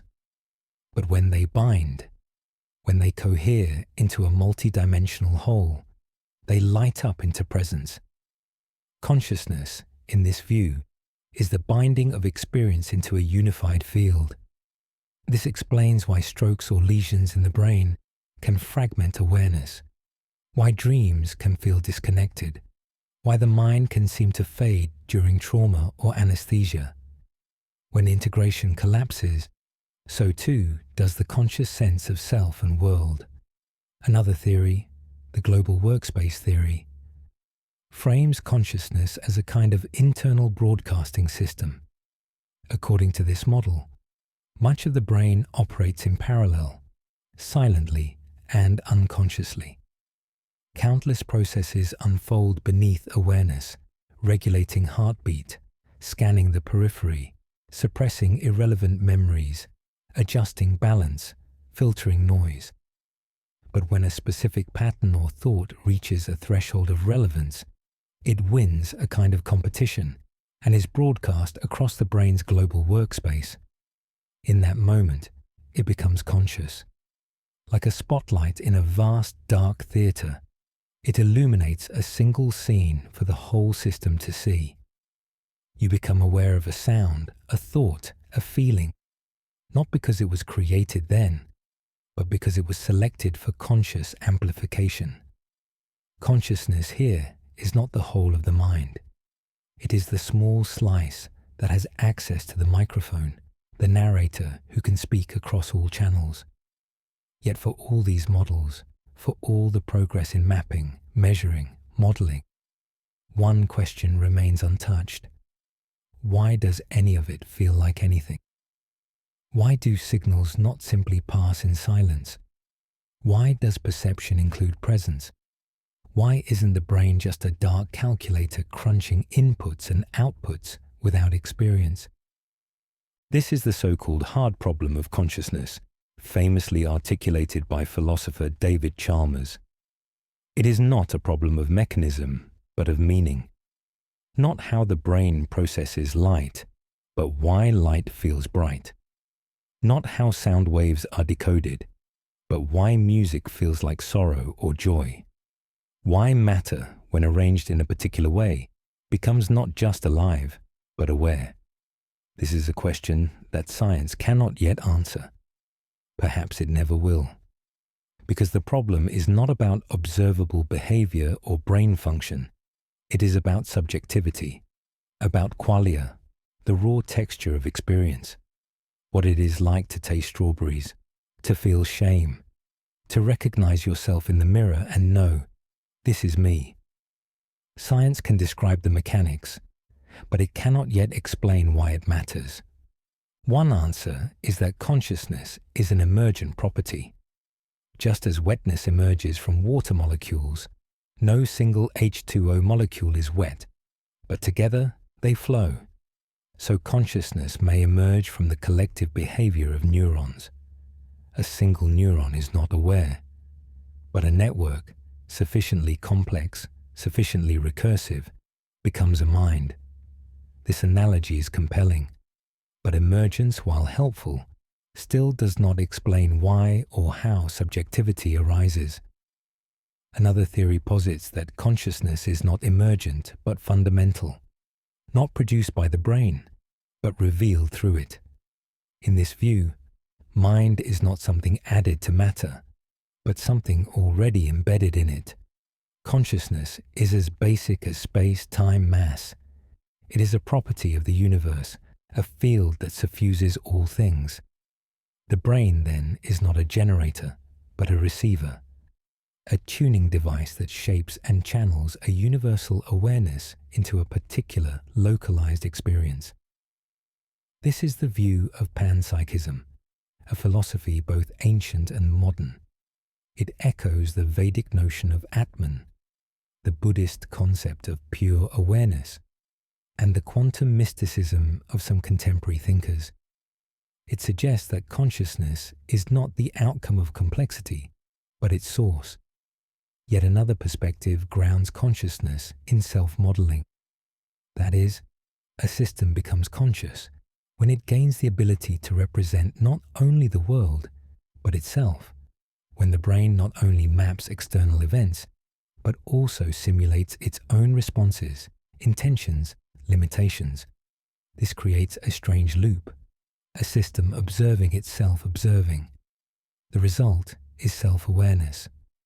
This may be why mirror recognition, autobiographical memory, and introspection are hallmarks of higher consciousness. When a system folds in on itself, when it becomes both subject and object, it seems to wake up, to say, I am. And yet, even this is not the whole story, because the raw awareness of being, a baby's first sensation, a silent moment of awe, needs no conceptual self to exist. It simply is. That presence, wordless and vast, is consciousness in its barest form. Beyond all these theories, there is the testimony of contemplative traditions, mystics, sages, and meditators, who have long claimed that consciousness is not a property of the mind or the body, but the ground of being, that it is not something we have but something we are, that awareness is not in the world is in awareness. In these traditions, the mind is a mirror, reflecting sensations, thoughts, and images, but the mirror itself, the knowing, silent presence behind it all, is untouched. It is called Atman, Rigpa, Turiya, pure awareness. It cannot be located in space. It has no weight, no color, but it is the most intimate thing we know. It is the field in which all things arise and pass. In meditation, in deep stillness, in altered states of consciousness, people often report encountering this field directly, a state beyond thought, beyond self, beyond time, a luminous, boundless presence that feels more real than anything else.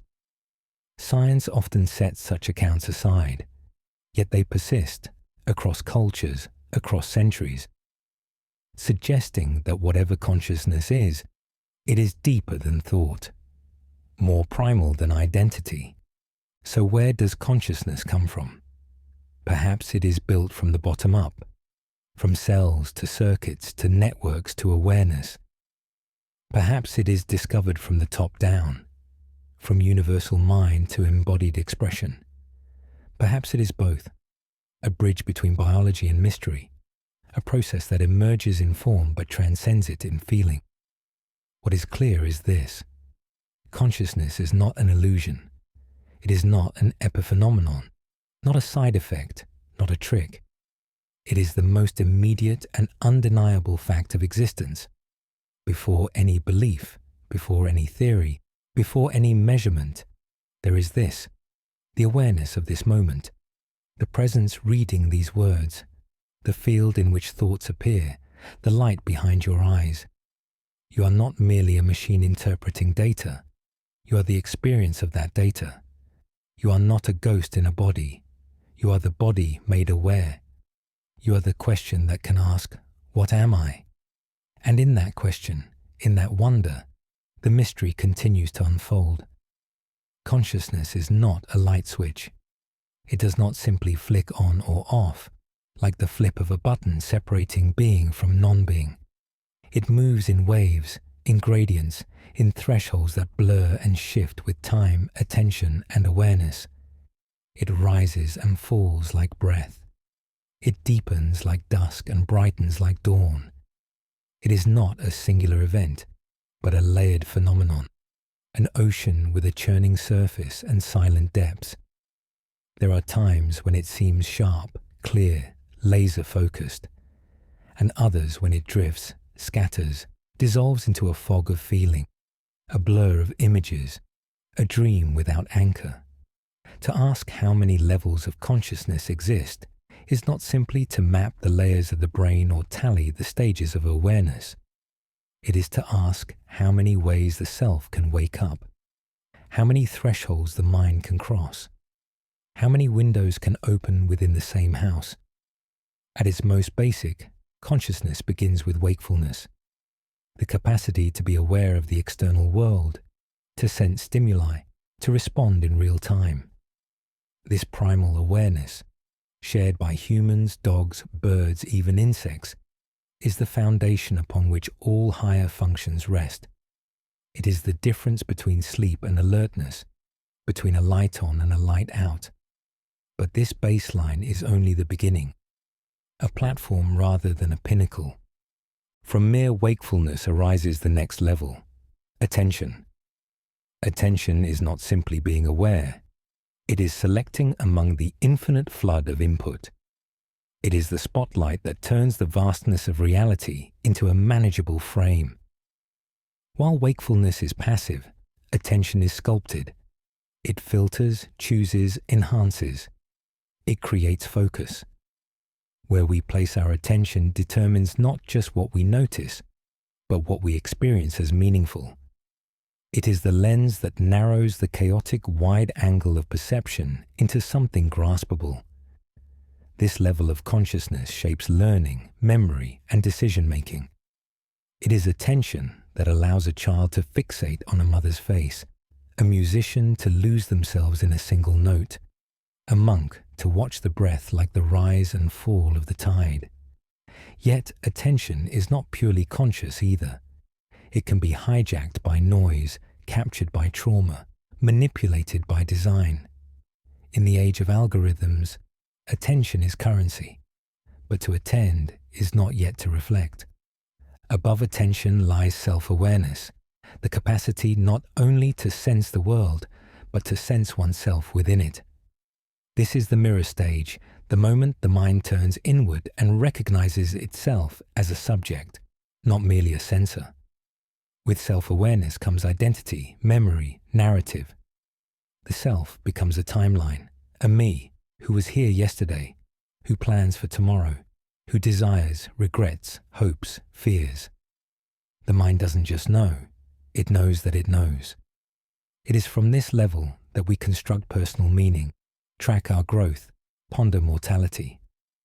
Self-awareness enables us to simulate future possibilities, to model consequences, to hold complex intentions across time. It is what allows us to write poetry, tell stories, build civilizations. It is also what enables shame, guilt, pride, and nostalgia. Yet self-awareness is not always present. It can vanish in trauma, fragment in dissociation, or soften in flow. We are not always fully here, even when we think we are. Beyond the self lies social consciousness, the awareness that other minds exist and that they too think, feel, suffer, and hope. This is the foundation of empathy, morality, cooperation. It is the bedrock of human relationships. Theory of mind, the cognitive ability to attribute mental states to others, emerges around age 4. When a child first understands that someone else might believe something false, feel something hidden. From this awareness, all social dynamics unfold. Compassion, betrayal, justice, forgiveness. Social consciousness is not universal. It varies in depth and reach. Some people extend it only to their family or tribe. Others stretch it to strangers, animals, ecosystems. The expansion of this level determines the scope of our ethics. It is what separates cruelty from kindness, isolation from connection. Without it, we build prisons. With it, we build community. It is also what enables social shame, conformity, and manipulation. It is double-edged. It gives us love and war. Interwoven with these layers is emotional consciousness, the felt sense of significance.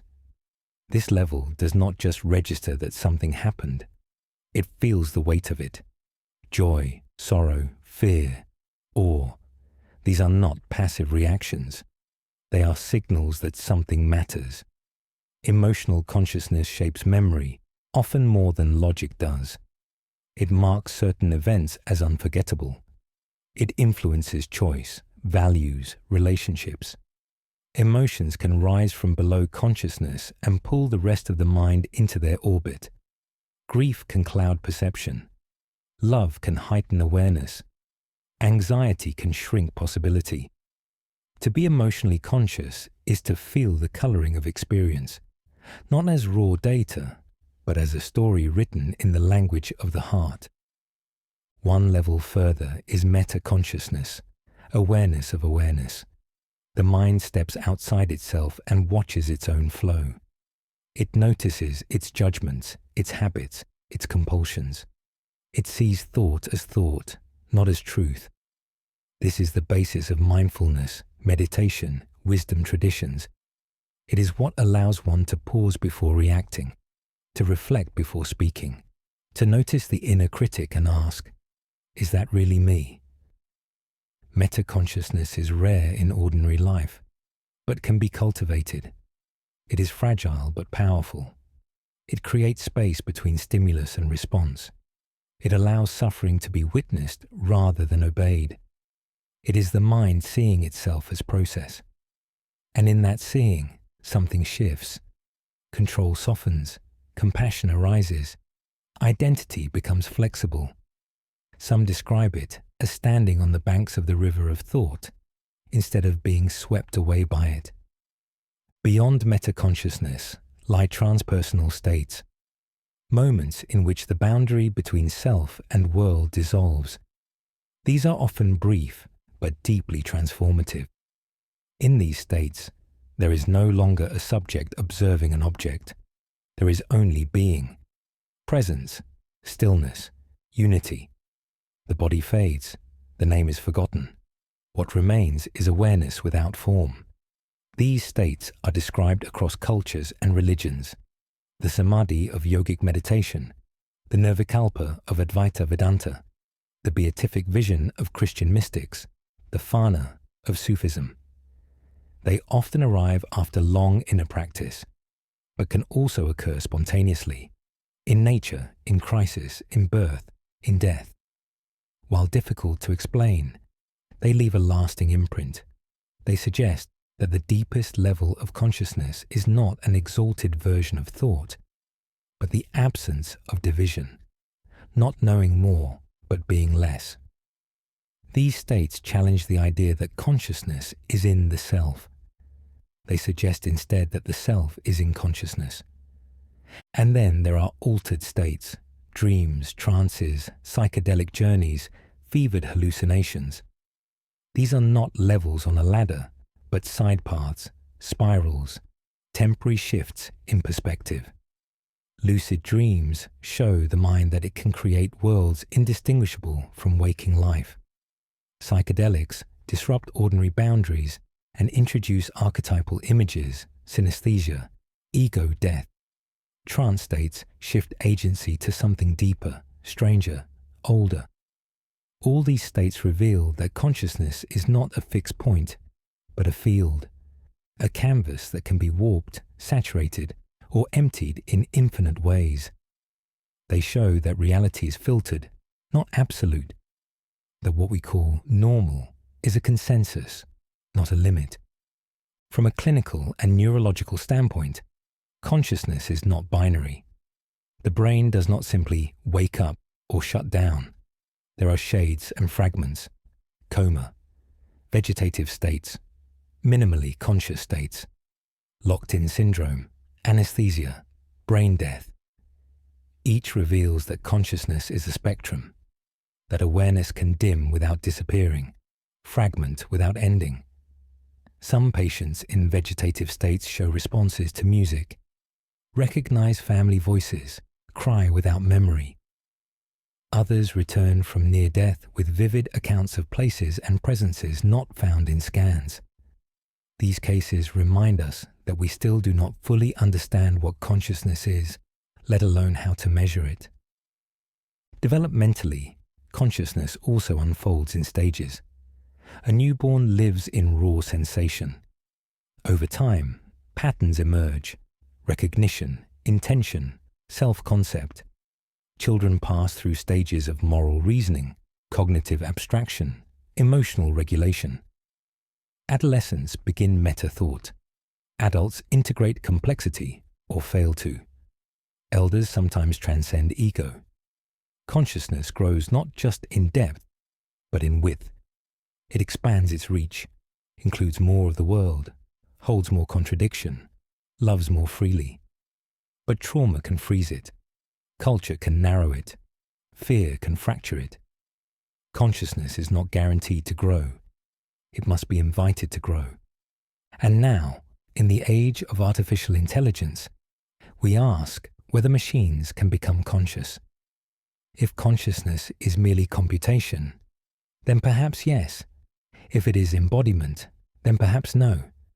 If it is rooted in suffering, love, death, hope, then something essential may be missing.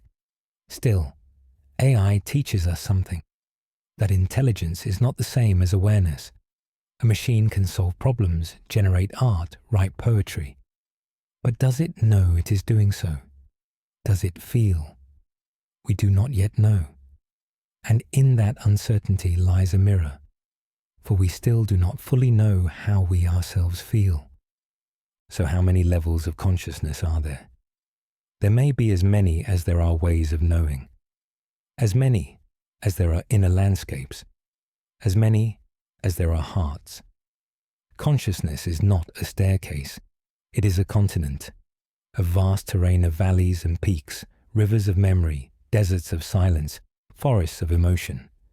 Some regions are mapped, others remain myth. Some are accessible daily, others only through crisis, devotion, or grace. The deeper we go, the stranger it becomes.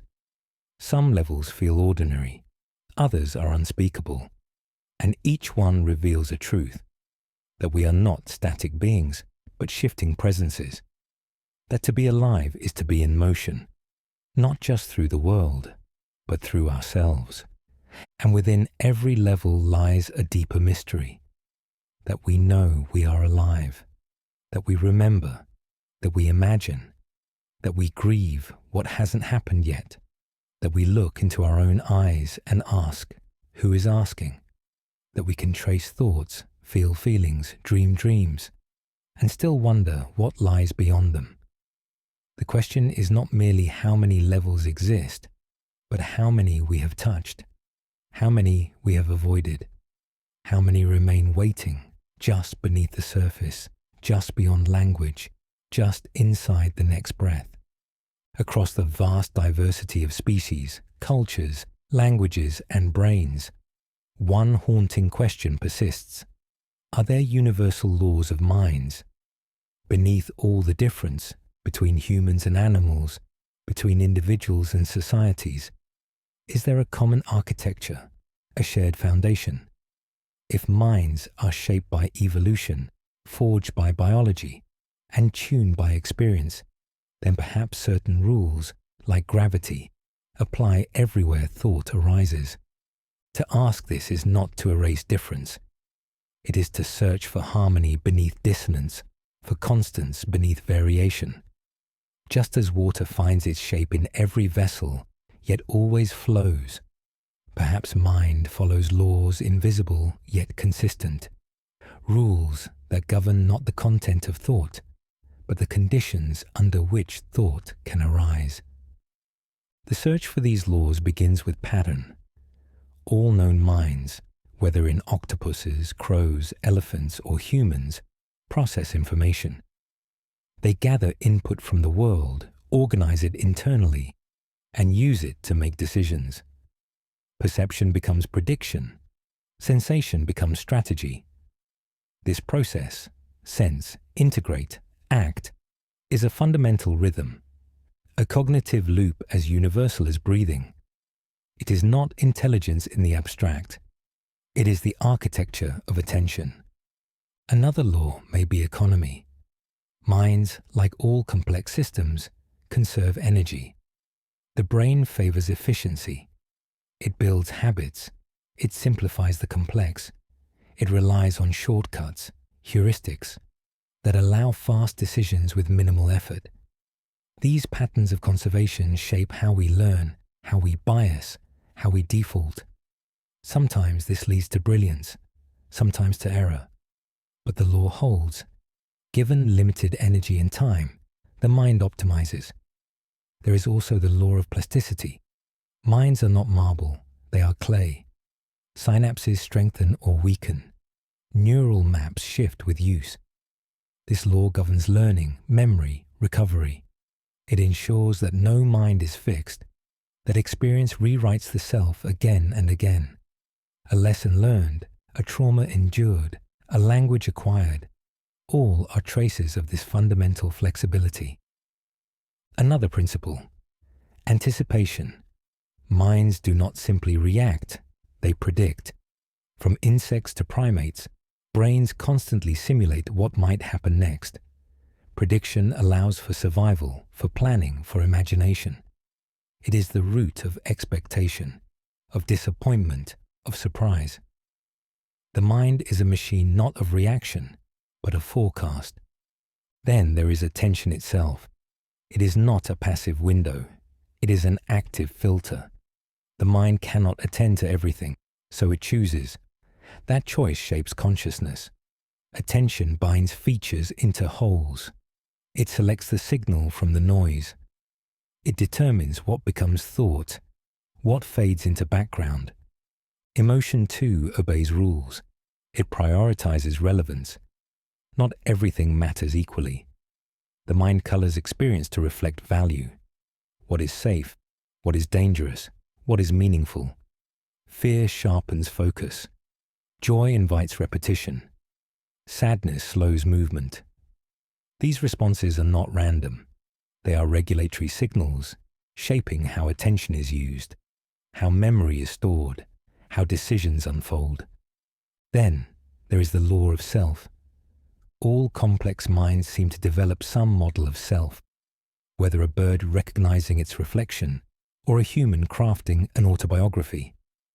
The self is a useful fiction, a center of gravity for thought and action. It allows coordination over time, continuity of memory, protection of body. It may not be real in a metaphysical sense, but it is functional. And that function appears again and again. Communication emerges as another universal thread. Whether it's pheromones, gestures, language, or song, minds reach outward.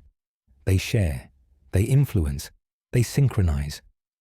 Communication allows for cooperation, teaching, deception, and culture. The rules of communication, signal encoding, decoding, feedback, are found wherever minds interact. There are also boundaries. Minds are limited. Attention is finite. Memory is flawed. Processing speed is constrained. These limitations are not failures. They are features. They shape how minds evolve, how they specialize. A mind cannot do everything, so it learns to focus, to filter, to choose. Even conflict follows law. Competing drives, fear and curiosity, caution and ambition, create tension within the mind. This internal conflict, this push and pull, is not chaos. It is a dynamic balance, a negotiation that guides behavior. It gives rise to internal dialogue, to moral reasoning, to self-correction. From these patterns emerge laws, not in the strict mathematical sense, but as principles, predictable tendencies, foundational properties. They do not dictate what any one mind must do, but they describe what most minds tend to do. They form a grammar for cognition, rules from which infinite expressions can arise. And yet, not all minds are alike. The mind of a whale is not the mind of a bat. The mind of a child is not the mind of a poet. Diversity is not noise, it is richness.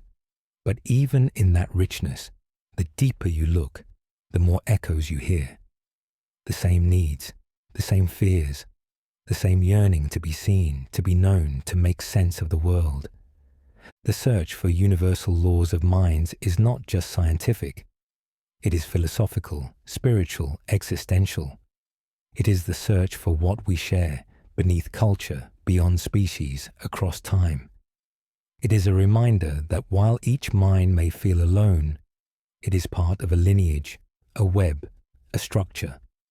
Not a solitary spark, but a thread in a vast unfolding tapestry of thought. So are there universal laws of minds?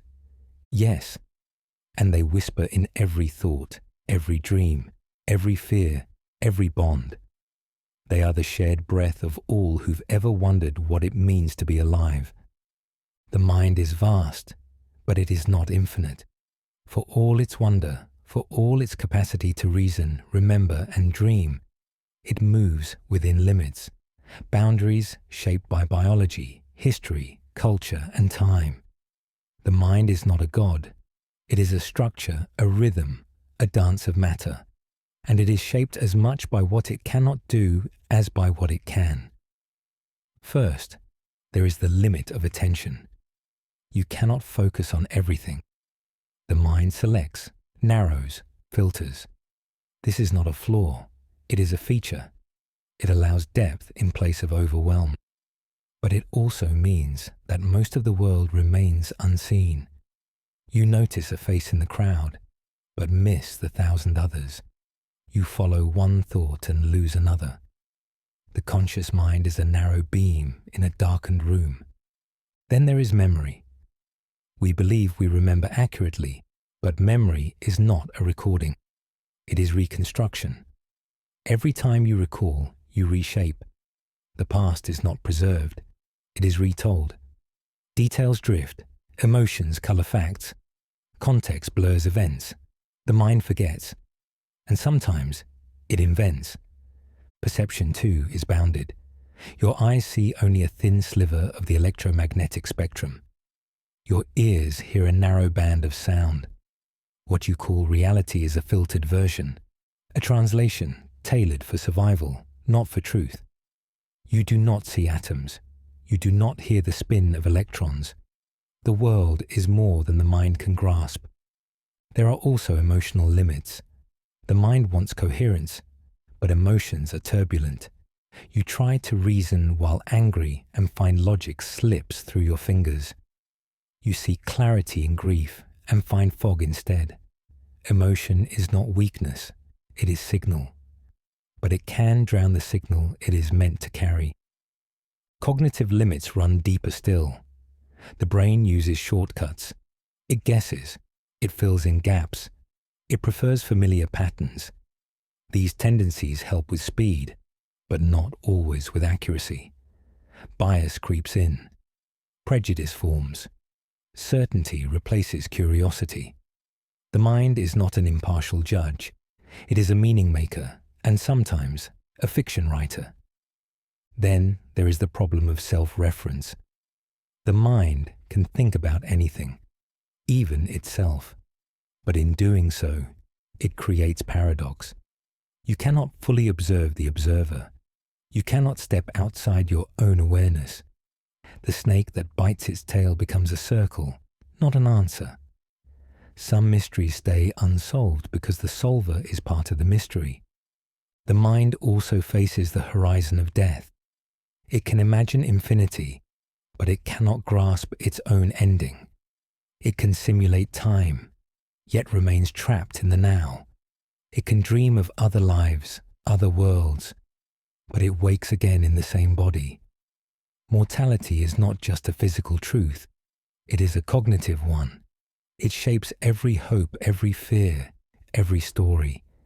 And yet, for all these limits, the mind remains extraordinary. It knows it has boundaries and tries to cross them. It senses its edges and tries to reach beyond. It builds language, art, science, philosophy, not because it already knows, but because it yearns to. So what are the limits of mind? They are many, they are real, but they are not failures. They are the scaffolding that gives mind its form. And the most human thing of all may be this: to live within those limits and still ask what lies beyond them. We speak of the self as though it were a thing, a core, a center, a soul. We say, I am, and mean something enduring, something that looks out through our eyes, that remembers our past, that chooses our path. But what is this self really? Is it a solid truth or a useful illusion? The idea of self begins with continuity. You wake each day with a sense of being the same person. You carry memories, desires, habits. You recognize your face in the mirror, your name on a letter. But the body changes, the cells replace, the brain rewires, the mind forgets, adapts, dreams. So what exactly is staying the same? Is the self a stable identity, or a story held together by fragile threads? In neuroscience, the self is not one thing. It is a construction, a pattern created by many processes working together: memory, sensation, emotion, narrative. Different parts of the brain contribute. One tracks your physical position. Another stitches stories from your past. Another filters emotion. Another anticipates outcomes. The self is the convergence of these parts into a single stream of awareness. Not a single voice, but a choir. But that stream can split. In split-brain patients, where the corpus callosum connecting the two hemispheres is severed, two distinct centers of consciousness can emerge. Each half can have preferences, even perceptions, unknown to the other. Where, then, is the unified self? If awareness can divide, is selfhood an illusion of wholeness? The illusion deepens when we consider how thoughts arise. You don't choose your next thought, it appears. You don't command your emotions, they surge. You don't select your impulses, they emerge. And yet, the self claims authorship. It says, I decided. But neuroscience shows the brain acts before the conscious mind claims credit. The self is not the origin. It is the narrator, explaining choices it did not make. This aligns with insights from ancient philosophy. In Buddhism, the self is seen as impermanent, a bundle of processes, not a substance. It is called anatta, not self. Clinging to the illusion of a fixed self, they say, causes suffering. Letting go of that illusion brings freedom. Not detachment from life, but from the compulsive identification with thought. Hindu thought, in contrast, speaks of Atman, a self deeper than ego, one with the universe. In this view, the illusion is not self itself, but the idea that self is separate. The true self is not the voice in your head. It is the awareness in which that voice arises, the silent witness behind the noise. Western philosophy has wrestled with the self in its own ways. Descartes declared, I think, therefore I am, placing self in thought. Hume disagreed. He looked within and found no self, only perceptions flickering like shadows. Kant argued that the self is the condition for experience, not something we experience itself.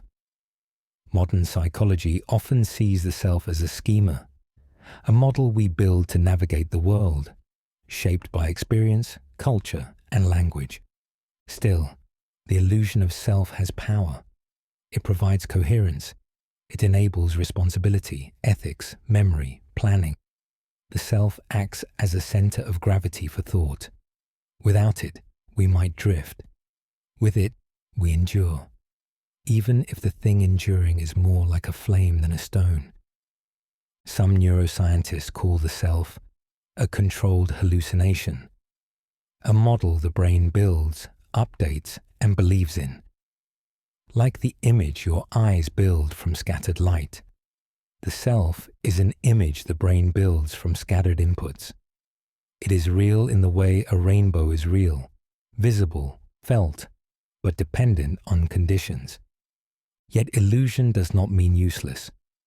A mirage may be a trick, but it still reflects the sun. The self may be a fiction, but it is a fiction that feels, loves, weeps, and wonders. It may be composed of echoes, but those echoes build bridges between lives. They write poetry, create art, forgive mistakes. The illusion creates meaning. Perhaps this is the paradox of the self, that something so unstable can feel so central, that a phantom can weep, that a pattern can love, that a shifting story can stand at the center of a life. So what is the self? And is it an illusion? Perhaps it is both, a necessary illusion, a construction that allows for continuity in a world of change, a mask worn not to deceive, but to connect. And behind it, perhaps, is something quieter still, something beyond identity and beyond name, not the character in the story, but the light that watches it unfold. Not a thing, not a name, just this moment, noticing itself, to understand another mind, to see the world through their eyes, to feel their sorrow as your own, to glimpse their fears and hopes without distortion, is one of the deepest longings of human experience. We reach for it in friendship, in love, in empathy, in art. Yet we remain always sealed within our own skulls, each mind encased in its private chamber of perception and memory. So the question lingers, can one mind truly understand another? At the surface, it seems possible. We share language. We read expressions. We nod in sympathy. We say, I know how you feel. But what we really mean is, I have felt something like it. Not the same pain, not the same memory, a resemblance, an echo. Even in our most intimate relationships, we interpret rather than experience. We imagine rather than inhabit. This limitation is not failure. It is the structure of consciousness. You cannot step outside your own awareness. You can only project, infer, and guess. You build models of others based on your own past, your own emotional palette. But their mind is not yours. It has its own history, its own wounds, its own silent logic. And yet, something astonishing happens. These projections often work. Despite the walls, we glimpse each other. A single look can carry understanding. A gesture can convey grief. Music can translate emotion across centuries. Stories allow us to simulate lives we've never lived. In these moments, the gap narrows. You feel known. You feel seen. Not because your mind has been entered, but because it has been mirrored. Neuroscience shows that when we observe someone else in pain, the same regions of our brain activate as if we were in pain ourselves. Mirror neurons, they call them. Our biology leans toward empathy. We are wired to resonate, to feel with. Still, resonance is not unity. No two minds are shaped alike. Even twins raised in the same home carry different maps of the world. Understanding is always partial, always filtered, always touched by the limits of language, the bias of memory, the noise of assumption. Philosophers have long wrestled with this. Wittgenstein warned that no private language can be fully translated. Simone Weil wrote that attention, pure, undemanding attention, is the closest we come to understanding another, not through claiming knowledge, but through silent witness. So perhaps the goal is not perfect understanding, but authentic connection. Not to merge minds, but to bridge them. To say, not "I know exactly how you feel," but "I am here with you." To listen without rushing to interpret. To witness without reshaping. Art helps. Poetry compresses the inexpressible into something shareable. Music bypasses logic and speaks directly to the limbic mind. Through these, we share texture. Through stories, we share structure. Through empathy, we share space. Can one mind truly understand another? Perhaps not completely, perhaps never without distortion. But the effort itself is sacred. The attempt to reach, to translate, to feel with, this is what binds us. Not perfection, but presence. Not certainty, but care. And maybe, in the quiet space between your thought and mine, something true can still be felt. Truth. A word spoken with certainty, chased with desperation, defended with passion. It sits at the center of every argument, every conviction, every prayer. But what does it truly mean to call something true? Is truth a mirror of reality, or merely its shadow? Can truth exist beyond perception, untainted by belief, unbent by culture? To believe in objective truth is to assert that there are facts, immutable and independent, that remain unchanged whether we observe them or not, that water boiled before we had names for temperature, that stars were born and died in silence before a single human eye looked up, that the structure of DNA and the laws of gravity were in place long before anyone wrote them down. Science, in its best form, stands on this foundation. It seeks not what we want to be true, but what is. It assumes a reality that can be probed, measured, repeated. It demands evidence, prediction, falsifiability. A scientific truth is not true because we like it. It's true because it works, across cultures, under pressure, over time. Gravity does not care whether you believe in it. It will still pull you down. And yet, the deeper one walks into science, the more its limitations become clear. Instruments are extensions of human senses. Equations are born from human assumptions. Models simplify complexity. The telescope does not show what is, it shows what it is built to reveal. We see light, not dark matter. We hear frequencies within a narrow band. We map only what we can name. Even data, praised as pure, is interpreted through human lenses, framed by hypotheses, biased by expectation. Objectivity is a direction, not a destination. It is pursued but never perfected. Even quantum physics, at the edge of empirical knowledge, suggests a strange paradox, that the observer affects the observed, that reality may be contextual, that truth, far from being fixed, dances with measurement.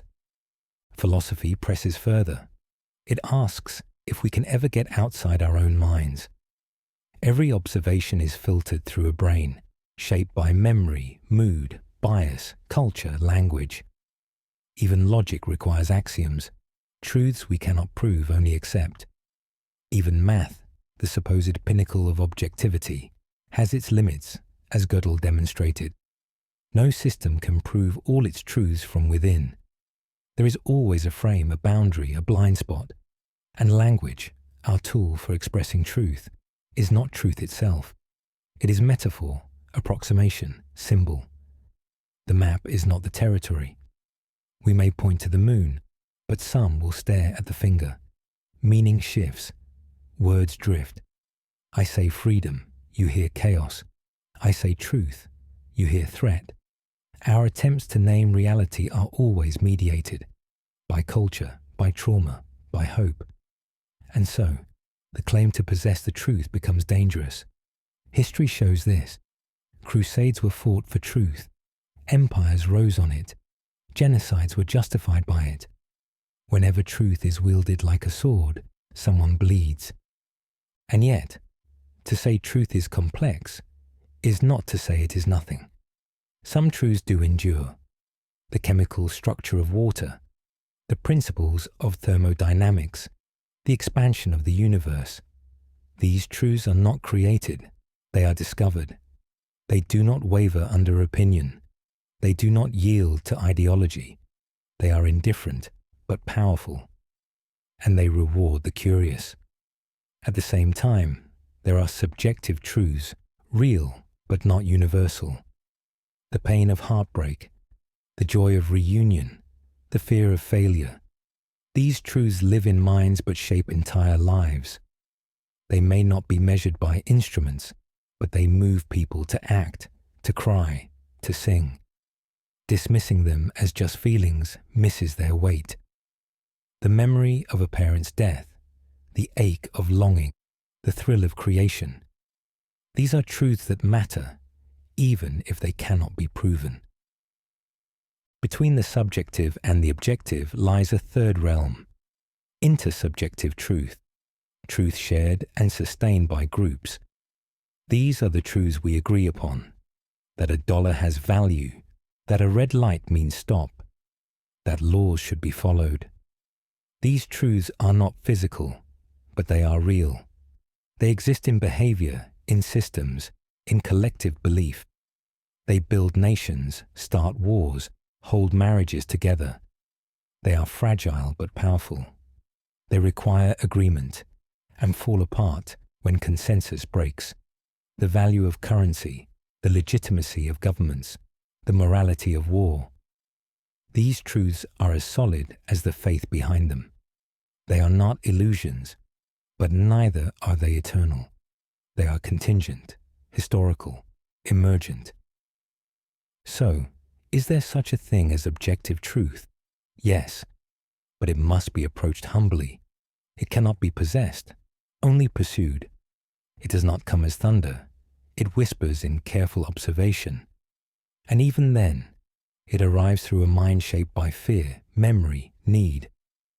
The deeper truth may be this, that objective truth exists, but we access it incompletely, that our maps are not wrong, but partial, that doubt is not betrayal, but devotion. The search for truth, then, is not conquest. It is pilgrimage. It is the slow, uncertain walk towards something that may never fully reveal itself, but transforms us along the way. And that is the point. Not that truth belongs to us, but that we belong to it. At the intersection of this search stands one of the oldest and deepest questions. What is the mind?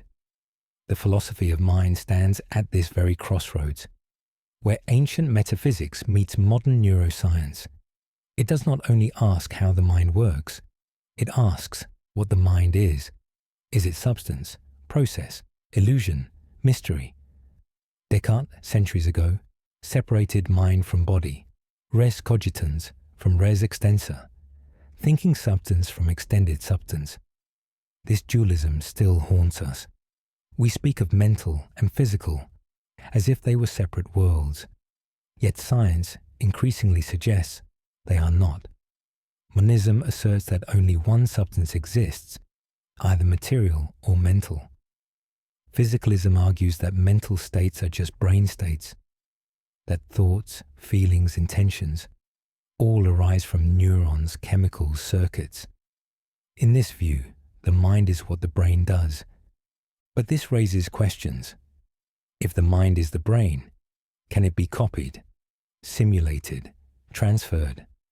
Functionalism says yes, that what matters is not the substance, but the function. That mental states are defined by what they do, not what they're made of. This opens doors to artificial intelligence, the idea that a sufficiently advanced machine could think, feel, decide. But could it suffer? Could it love? Is consciousness simply the output of computation? Or is it something more? That is where we meet the hard problem of consciousness. David Chalmers phrased it best. Why does experience feel like anything? Why does seeing red or tasting salt come with qualia, subjective texture? The brain processes inputs, but why do those processes become experiences? Some think science will eventually explain qualia. Others turn to panpsychism, The idea that consciousness is a fundamental property of matter, like mass or spin, that the universe itself is, in some way, awake. This idea, once fringe, is now debated by physicists and philosophers alike. But whether you accept it or not, the question remains, why does anything feel? And what kind of system can feel? The philosophy of mind also wrestles with the question of identity. What makes you, you? Is it memory, continuity, DNA, the soul? John Locke said memory creates identity. If you remember being the child in the photo, you are the same person. But memory can fade, distort, or lie. Others suggest identity is a stable pattern of traits, behaviors, or neural configurations. Still others argue there is no core self, only a bundle of perceptions, stories, simulations. The Buddhists have long said this, that the self is not a thing, but a process, a verb, not a noun. Then comes the question of free will. If the brain is a physical system, subject to cause and effect, where is choice? Is every decision a result of prior states? Is the sense of agency an illusion? Determinism says yes, that we are sophisticated puppets. Compatibilism softens this, arguing that freedom doesn't mean randomness, but acting in accordance with your own reasons. Libertarians argue that true freedom must include unpredictability, a gap in causality. Neuroscience complicates this. Studies show brain activity before the conscious decision to act. But interpreting these results is tricky. Does readiness potential cause action, or merely precede awareness? The philosophy of mind also reaches into dreams, language, and mental illness. It asks, what is a dream? A simulation? A narrative engine? Are dreams windows into the unconscious, or just neural noise? Language shapes thought, but does it limit it too? Can a person without a word for regret still feel it? And what of psychosis, dissociation, or depression? Are these malfunctions, or alternate states of consciousness? Do they reveal the fragility of the mind or its depth? And now, in the age of generative AI, the questions multiply. Can a chatbot be conscious? Can an AI feel pain, or only describe it? What does it mean to simulate a mind? If a machine passes the Turing test, acts like us, speaks like us, learns like us, should we treat it like us? The line between simulation and sentience is growing thin, and behind that line is a mirror reflecting back our own uncertainty about what we are. Phenomenology adds another voice. Thinkers like Husserl and Merleau-Ponty suggest that mind and world are not separate at all, that experience is a co-creation, that we do not passively see the world, we live it. The body is not a container for the mind, but its expression. Consciousness is not a screen, but a touch point. The mind is not inside the skull. It is in the world.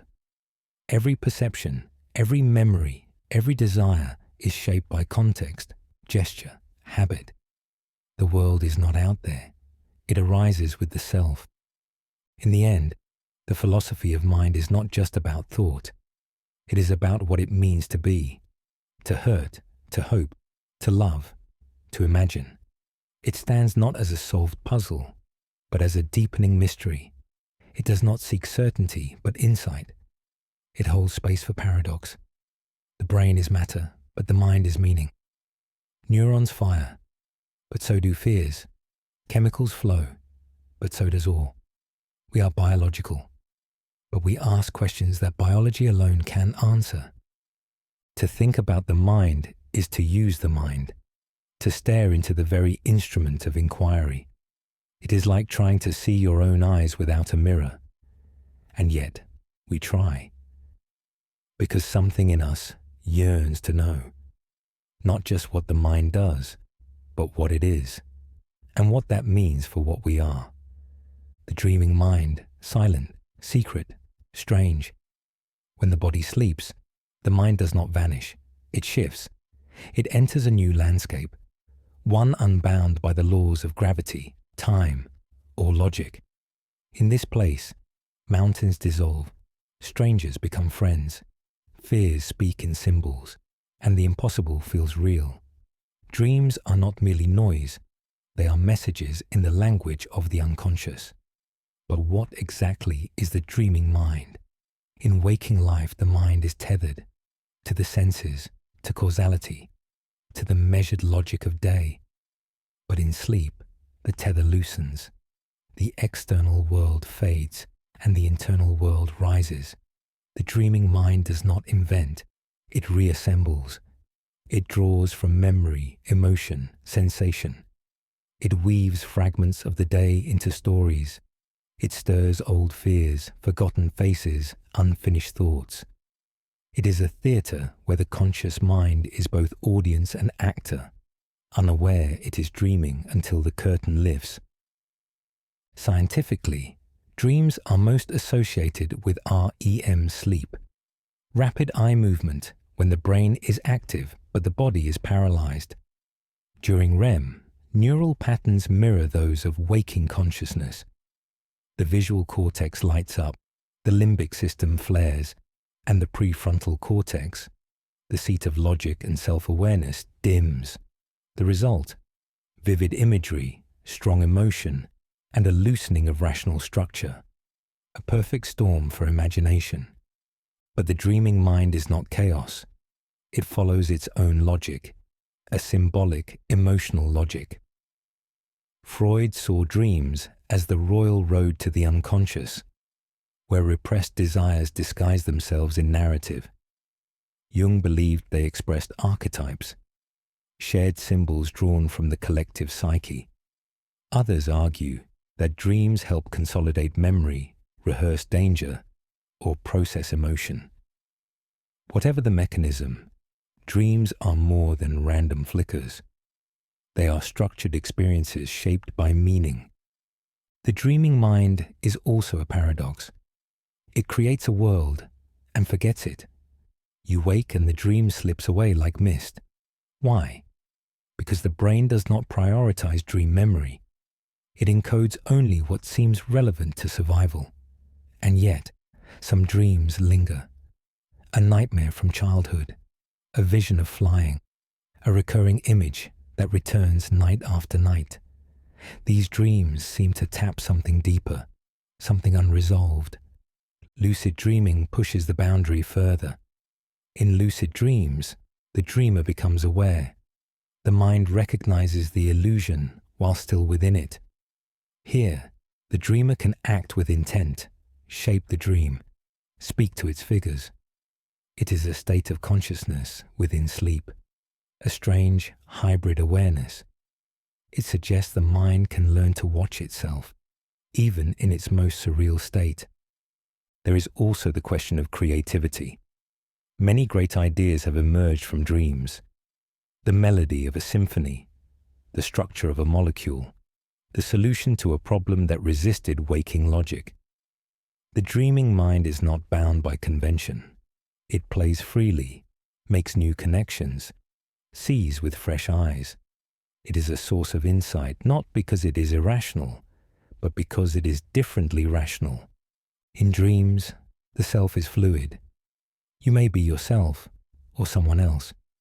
You may shift age, gender, form. Identity becomes a costume. This hints at the constructed nature of the self. It suggests that what we call I is more flexible than we think, that consciousness can wear many masks, even in the same night. The dreaming mind is also a healer. It reprocesses trauma, simulates confrontation, rehearses escape. It allows what cannot be faced in waking life to be expressed in code, symbolic, cryptic, but cathartic. Grief becomes a dialogue with the departed. Anxiety becomes a falling sky. Dreams translate pain into image and let the mind speak what words cannot hold. In some traditions, Dreams are more than psychological events. They are spiritual ones. A dream may carry prophecy, insight, visitation. Indigenous cultures often treat dreams as part of a larger reality, one where the boundary between the inner and outer worlds dissolves. The dreaming mind, in this light, is not less real than waking thought. It is another path to truth. And perhaps the most profound aspect of the dreaming mind is its reminder that consciousness is not singular. It has layers, modes, colors. Waking, sleeping, dreaming, each reveals a different truth. Each shows the mind's capacity to create worlds, to feel without stimulus, to know without knowing why. So what is the dreaming mind? It is the mind freed from daylight, the mind turned inward, a storyteller, a mirror, a guide. It holds the memories we cannot name and the truths we dare not speak. It wanders while we rest, and in its wandering, it shows us who we are, beneath reason, beneath language, beneath the mask of day. The dreaming mind is not an escape from reality. It is a different way of knowing it. Why does the mind dream? Why in the silent hours of sleep does it conjure worlds of strange logic, forgotten faces, impossible events? What purpose, if any, does dreaming serve? These are not idle questions. They strike at the core of evolutionary mystery. If dreaming has endured, it must offer something, some benefit, some survival value. So why did evolution give rise to dreaming? To begin, we must consider what evolution favors. Traits that increase an organism's ability to survive, reproduce, and adapt to its environment. Sleep itself presents a paradox. It renders creatures vulnerable, motionless, blind, unaware. Yet it is nearly universal in the animal kingdom. And embedded within sleep, especially REM sleep, is dreaming. The first theory suggests dreams serve a role in memory consolidation. During REM, the brain replays, reorganizes, and strengthens neural patterns laid down during the day. It reactivates circuits associated with learning and integrates new experiences into long-term storage. Dreaming may be the subjective echo of this process, our awareness catching glimpses of the mind's quiet reordering. But dreaming does not merely store memories. It transforms them. It abstracts, combines, edits. It links the trivial with the profound. This creativity may offer an evolutionary edge. By recombining familiar elements into novel scenarios, the dreaming mind may enhance problem-solving, inspire innovation, and foster adaptability. It allows the mind to simulate alternatives, explore what-ifs, and rehearse future actions in a low-risk environment. Another theory emphasizes emotional regulation. Dreams often process intense feelings, fear, grief, desire. The dreaming brain reactivates emotional circuits in a safe internal space. Nightmares, though painful, may serve to desensitize or prepare the sleeper for danger. The amygdala, responsible for fear response, is highly active during REM, while the rational prefrontal cortex rests. The result is emotion without reason, an emotional storm that slowly clears. Dreaming may also support social cognition. Many dreams involve other people, conflicts, conversations, reconciliations. This could reflect the brain's effort to simulate social scenarios, test reactions, and improve empathy.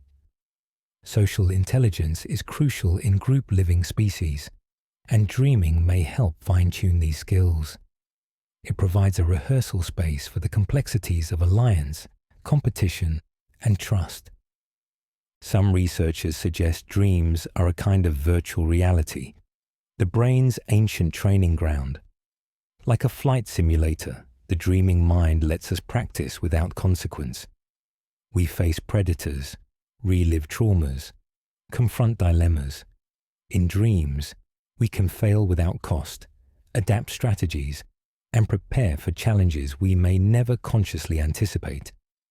This would explain the evolutionary persistence of dreaming, even across vastly different species. But not all dreams are rehearsals. Some are surreal, symbolic, or seemingly meaningless.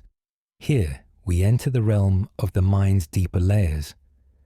Carl Jung believed dreams draw from the collective unconscious, archetypal patterns inherited across generations. From this perspective, dreams are more than rehearsal. They are communication between ego and soul, between surface and depth. Evolution may have favored dreaming not just for survival, but for integration, for wholeness. Lucid dreaming introduces yet another evolutionary puzzle. In lucid dreams, the dreamer becomes aware they are dreaming and can sometimes control the dream's direction. While rare, this suggests the dreaming brain retains a form of meta-awareness. Could this self-awareness within dreams be an evolutionary precursor to mindfulness, to metacognition, to conscious reflection? Still others argue that dreams have no purpose. They are epiphenomena, byproducts of a brain in rest mode, idling, cleaning, recalibrating, like static on a screen. But this view struggles to explain why dreaming is so structured, so vivid, so emotionally charged. Random noise rarely feels so meaningful. Perhaps evolution did not give rise to dreaming with a single purpose, but with many overlapping ones. Dreams may be memory's sculptor, emotion's balm, creativity's playground, the mind's mirror. They may be remnants of ancient instincts and seeds of future insight. What evolution selected was not dreaming itself, but the architecture that allows it. And dreaming emerged as a luminous byproduct, a byway of mind that turned out to matter. So why did evolution give rise to dreaming? Because minds needed more than logic, because survival required more than wakefulness, because the night is not empty and the sleeping mind is not still. Dreaming is not an escape from life. It is a hidden part of how we live it. Language is more than words. It is more than grammar, more than vocabulary, more than syntax carved into sound or squiggle. Language is the architecture of thought, the invisible scaffolding upon which the mind suspends its meanings. It is the bridge between our inner world and the outer one, a delicate, intricate bridge made of sound, breath, and symbol. It is the net we cast into the abyss of raw sensation, hoping to pull up something we can name. The mind without language is not a blank slate. It is a storm of impressions, a silent chaos. Language gives that storm shape. It gives it rhythm. It makes it navigable. Without language, the mind exists, yes, but it exists in fog. With language, the fog begins to lift. Shapes emerge, stories form, and the self begins to see itself. At the most fundamental level, language is a tool of representation. It allows us to encode the vastness of experience into manageable forms. The rustle of leaves becomes wind. The sting of absence becomes grief. The complex blend of sensation, memory, and emotional timbre is distilled into single syllables. Blue, sweet, pain. These words are not the things themselves. They are not the wind, the grief, the blue, but they are the tokens we use to summon them into awareness. Without such tokens, thoughts would remain tethered to the moment, immediate but unshareable. A pain without a name can only be felt. A pain with a name can be remembered, discussed, studied, soothed. Language allows us to step back from immediacy and carry experience forward. In this way, language enables memory to become narrative. The past, without language, is a blur of sensation, but with language, it becomes structured. Events have cause and effect. Emotions have origins. People have roles. We tell stories, not just to others, but to ourselves. We use language to make sense of what happened, to decide what it meant, to shape who we are. This is when I learned. That was when everything changed. The raw facts of the past are filtered through the net of language, sorted and ranked, painted with meaning. And so, we do not merely remember, we interpret, we construct. Just as language shapes memory, it also sculpts the future. It allows for planning, for intention, for the formation of goals and promises. Through language, the future becomes more than a guess. It becomes a map. I will go. You will see. These phrases take fleeting anticipation and lock it into a framework. Language allows us to delay gratification, to sacrifice now for later. It permits coordination across time. And it is this capacity, to imagine the future and bind ourselves to it, that underpins civilization. A contract is language. A constitution is language. A marriage vow is language.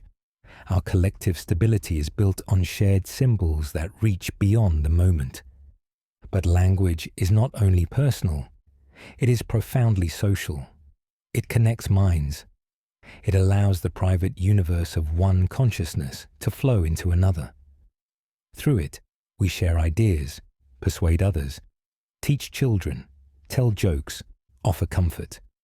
Language turns isolation into community. It transforms individual insight into cumulative culture. Without language, knowledge would vanish with the knower. With language, it can be passed, stored, built upon. Ideas can evolve. Arguments can be tested. Empathy can expand. Language is not merely communication. It is communion. It is how we know we are not alone. And the way language is shaped by culture, and shapes culture in return, cannot be overstated. The words we use are born from histories, environments, beliefs. The Inuit have many words for snow. The Himba people of Namibia categorize colors differently than Westerners. In some languages, objects are gendered, influencing how speakers perceive them. Bridges described as feminine, in one language, may be called beautiful and elegant, while in another language, they are strong and rigid, if considered masculine. This is not random. This is the Sapir-Whorf hypothesis in action. The idea that language does not merely describe reality, but shapes it. If your language has no future tense, research suggests you may save money more easily. If your language requires precise directionality, you may develop better spatial awareness. Words carve channels in the mind, and the mind flows through them. Language, therefore, is not just a mirror of thought, it is a mold. It determines not just what we can say, but what we can see. Some languages do not have a word for guilt. Others lack a direct translation for privacy. What is not named can become what is not noticed. And so, language is not neutral. It does not merely reflect our reality. It edits it. It highlights. It omits. It assigns weight. A politician may describe a protest as a riot or a movement. A person may be called an illegal alien or a refugee. Each label frames perception. Each carries its own moral freight. And yet, language is also the vehicle for abstraction. Without it, we would be trapped in the concrete. We could point to the tree, to the rock, to the face, but not to freedom, justice, or beauty. These concepts have no shape, no color, no scent. They exist entirely in the realm of mind, and language is how we touch them. Through words, we climb to abstraction. We build laws, religions, philosophies. We navigate not just the visible world, but the invisible one. Mathematics itself is a language. Symbols with rules, conveying relationships, Even dreams are shaped by language. The images are surreal, yes, but the meaning we give them comes after, through story, through metaphor, through description. A nightmare becomes a warning. A vision becomes a message. Inside the mind, language performs yet another role. It is the inner voice, that silent monologue or dialogue that narrates your day. I should call her. Why did I say that? Tomorrow I'll do better. This voice is not just background noise. It is the mechanism of introspection. It allows us to simulate, to rehearse, to rewind and revise. Through language, we can reflect on our thoughts, question our motives, evaluate our actions. This is metacognition, thinking about thinking. Without language, the mind would be reactive. With it, the mind can be reflective. It can observe itself, and in doing so, it can grow. But language also confines. It can imprison as much as it liberates. Not everything we feel can be said. Not everything we know can be told. Some emotions exceed articulation. Some experiences defy explanation. We grope for words and fall short. Grief has no proper grammar. Ecstasy spills out as laughter, as song, as silence. Poets know this, so they stretch language, bend it, break it. They invent new forms. They forge metaphors to touch the unsayable. I am a feather on the breath of God, wrote Hildegard of Bingen. Hope is the thing with feathers, wrote Emily Dickinson. Mystics speak in paradox. I am nothing, and yet everything. Because the direct path fails, they circle the mystery. Language fails, but gloriously. In these moments, we confront a deeper truth. That language is not the thing itself. The word fire does not burn. The word water does not quench. Language is a pointing finger, not the moon. And yet, without the pointing, we might never look up. The danger lies in forgetting this, in confusing the symbol for the substance, in believing that naming something means understanding it, in acting as though labeling a person reveals their worth. Terrorist, hero, immigrant, thug. Words do more than describe. They define. They include. They exclude. They grant or deny dignity. Language is power, and power can be misused. And so, the role of language is not only cognitive or cultural. It is ethical. What we say matters. How we say it shapes lives. A word of kindness can repair a wound. A careless phrase can deepen one. A law written in language can liberate or oppress. A headline can incite. A speech can inspire. A name can stigmatize. Language is not innocent. It carries history. It carries prejudice. It carries the weight of generations. But it also carries hope. The right word, at the right time, can open a mind, heal a heart, change a life. Language is also evolutionary. We do not speak today as our ancestors did. New words are born.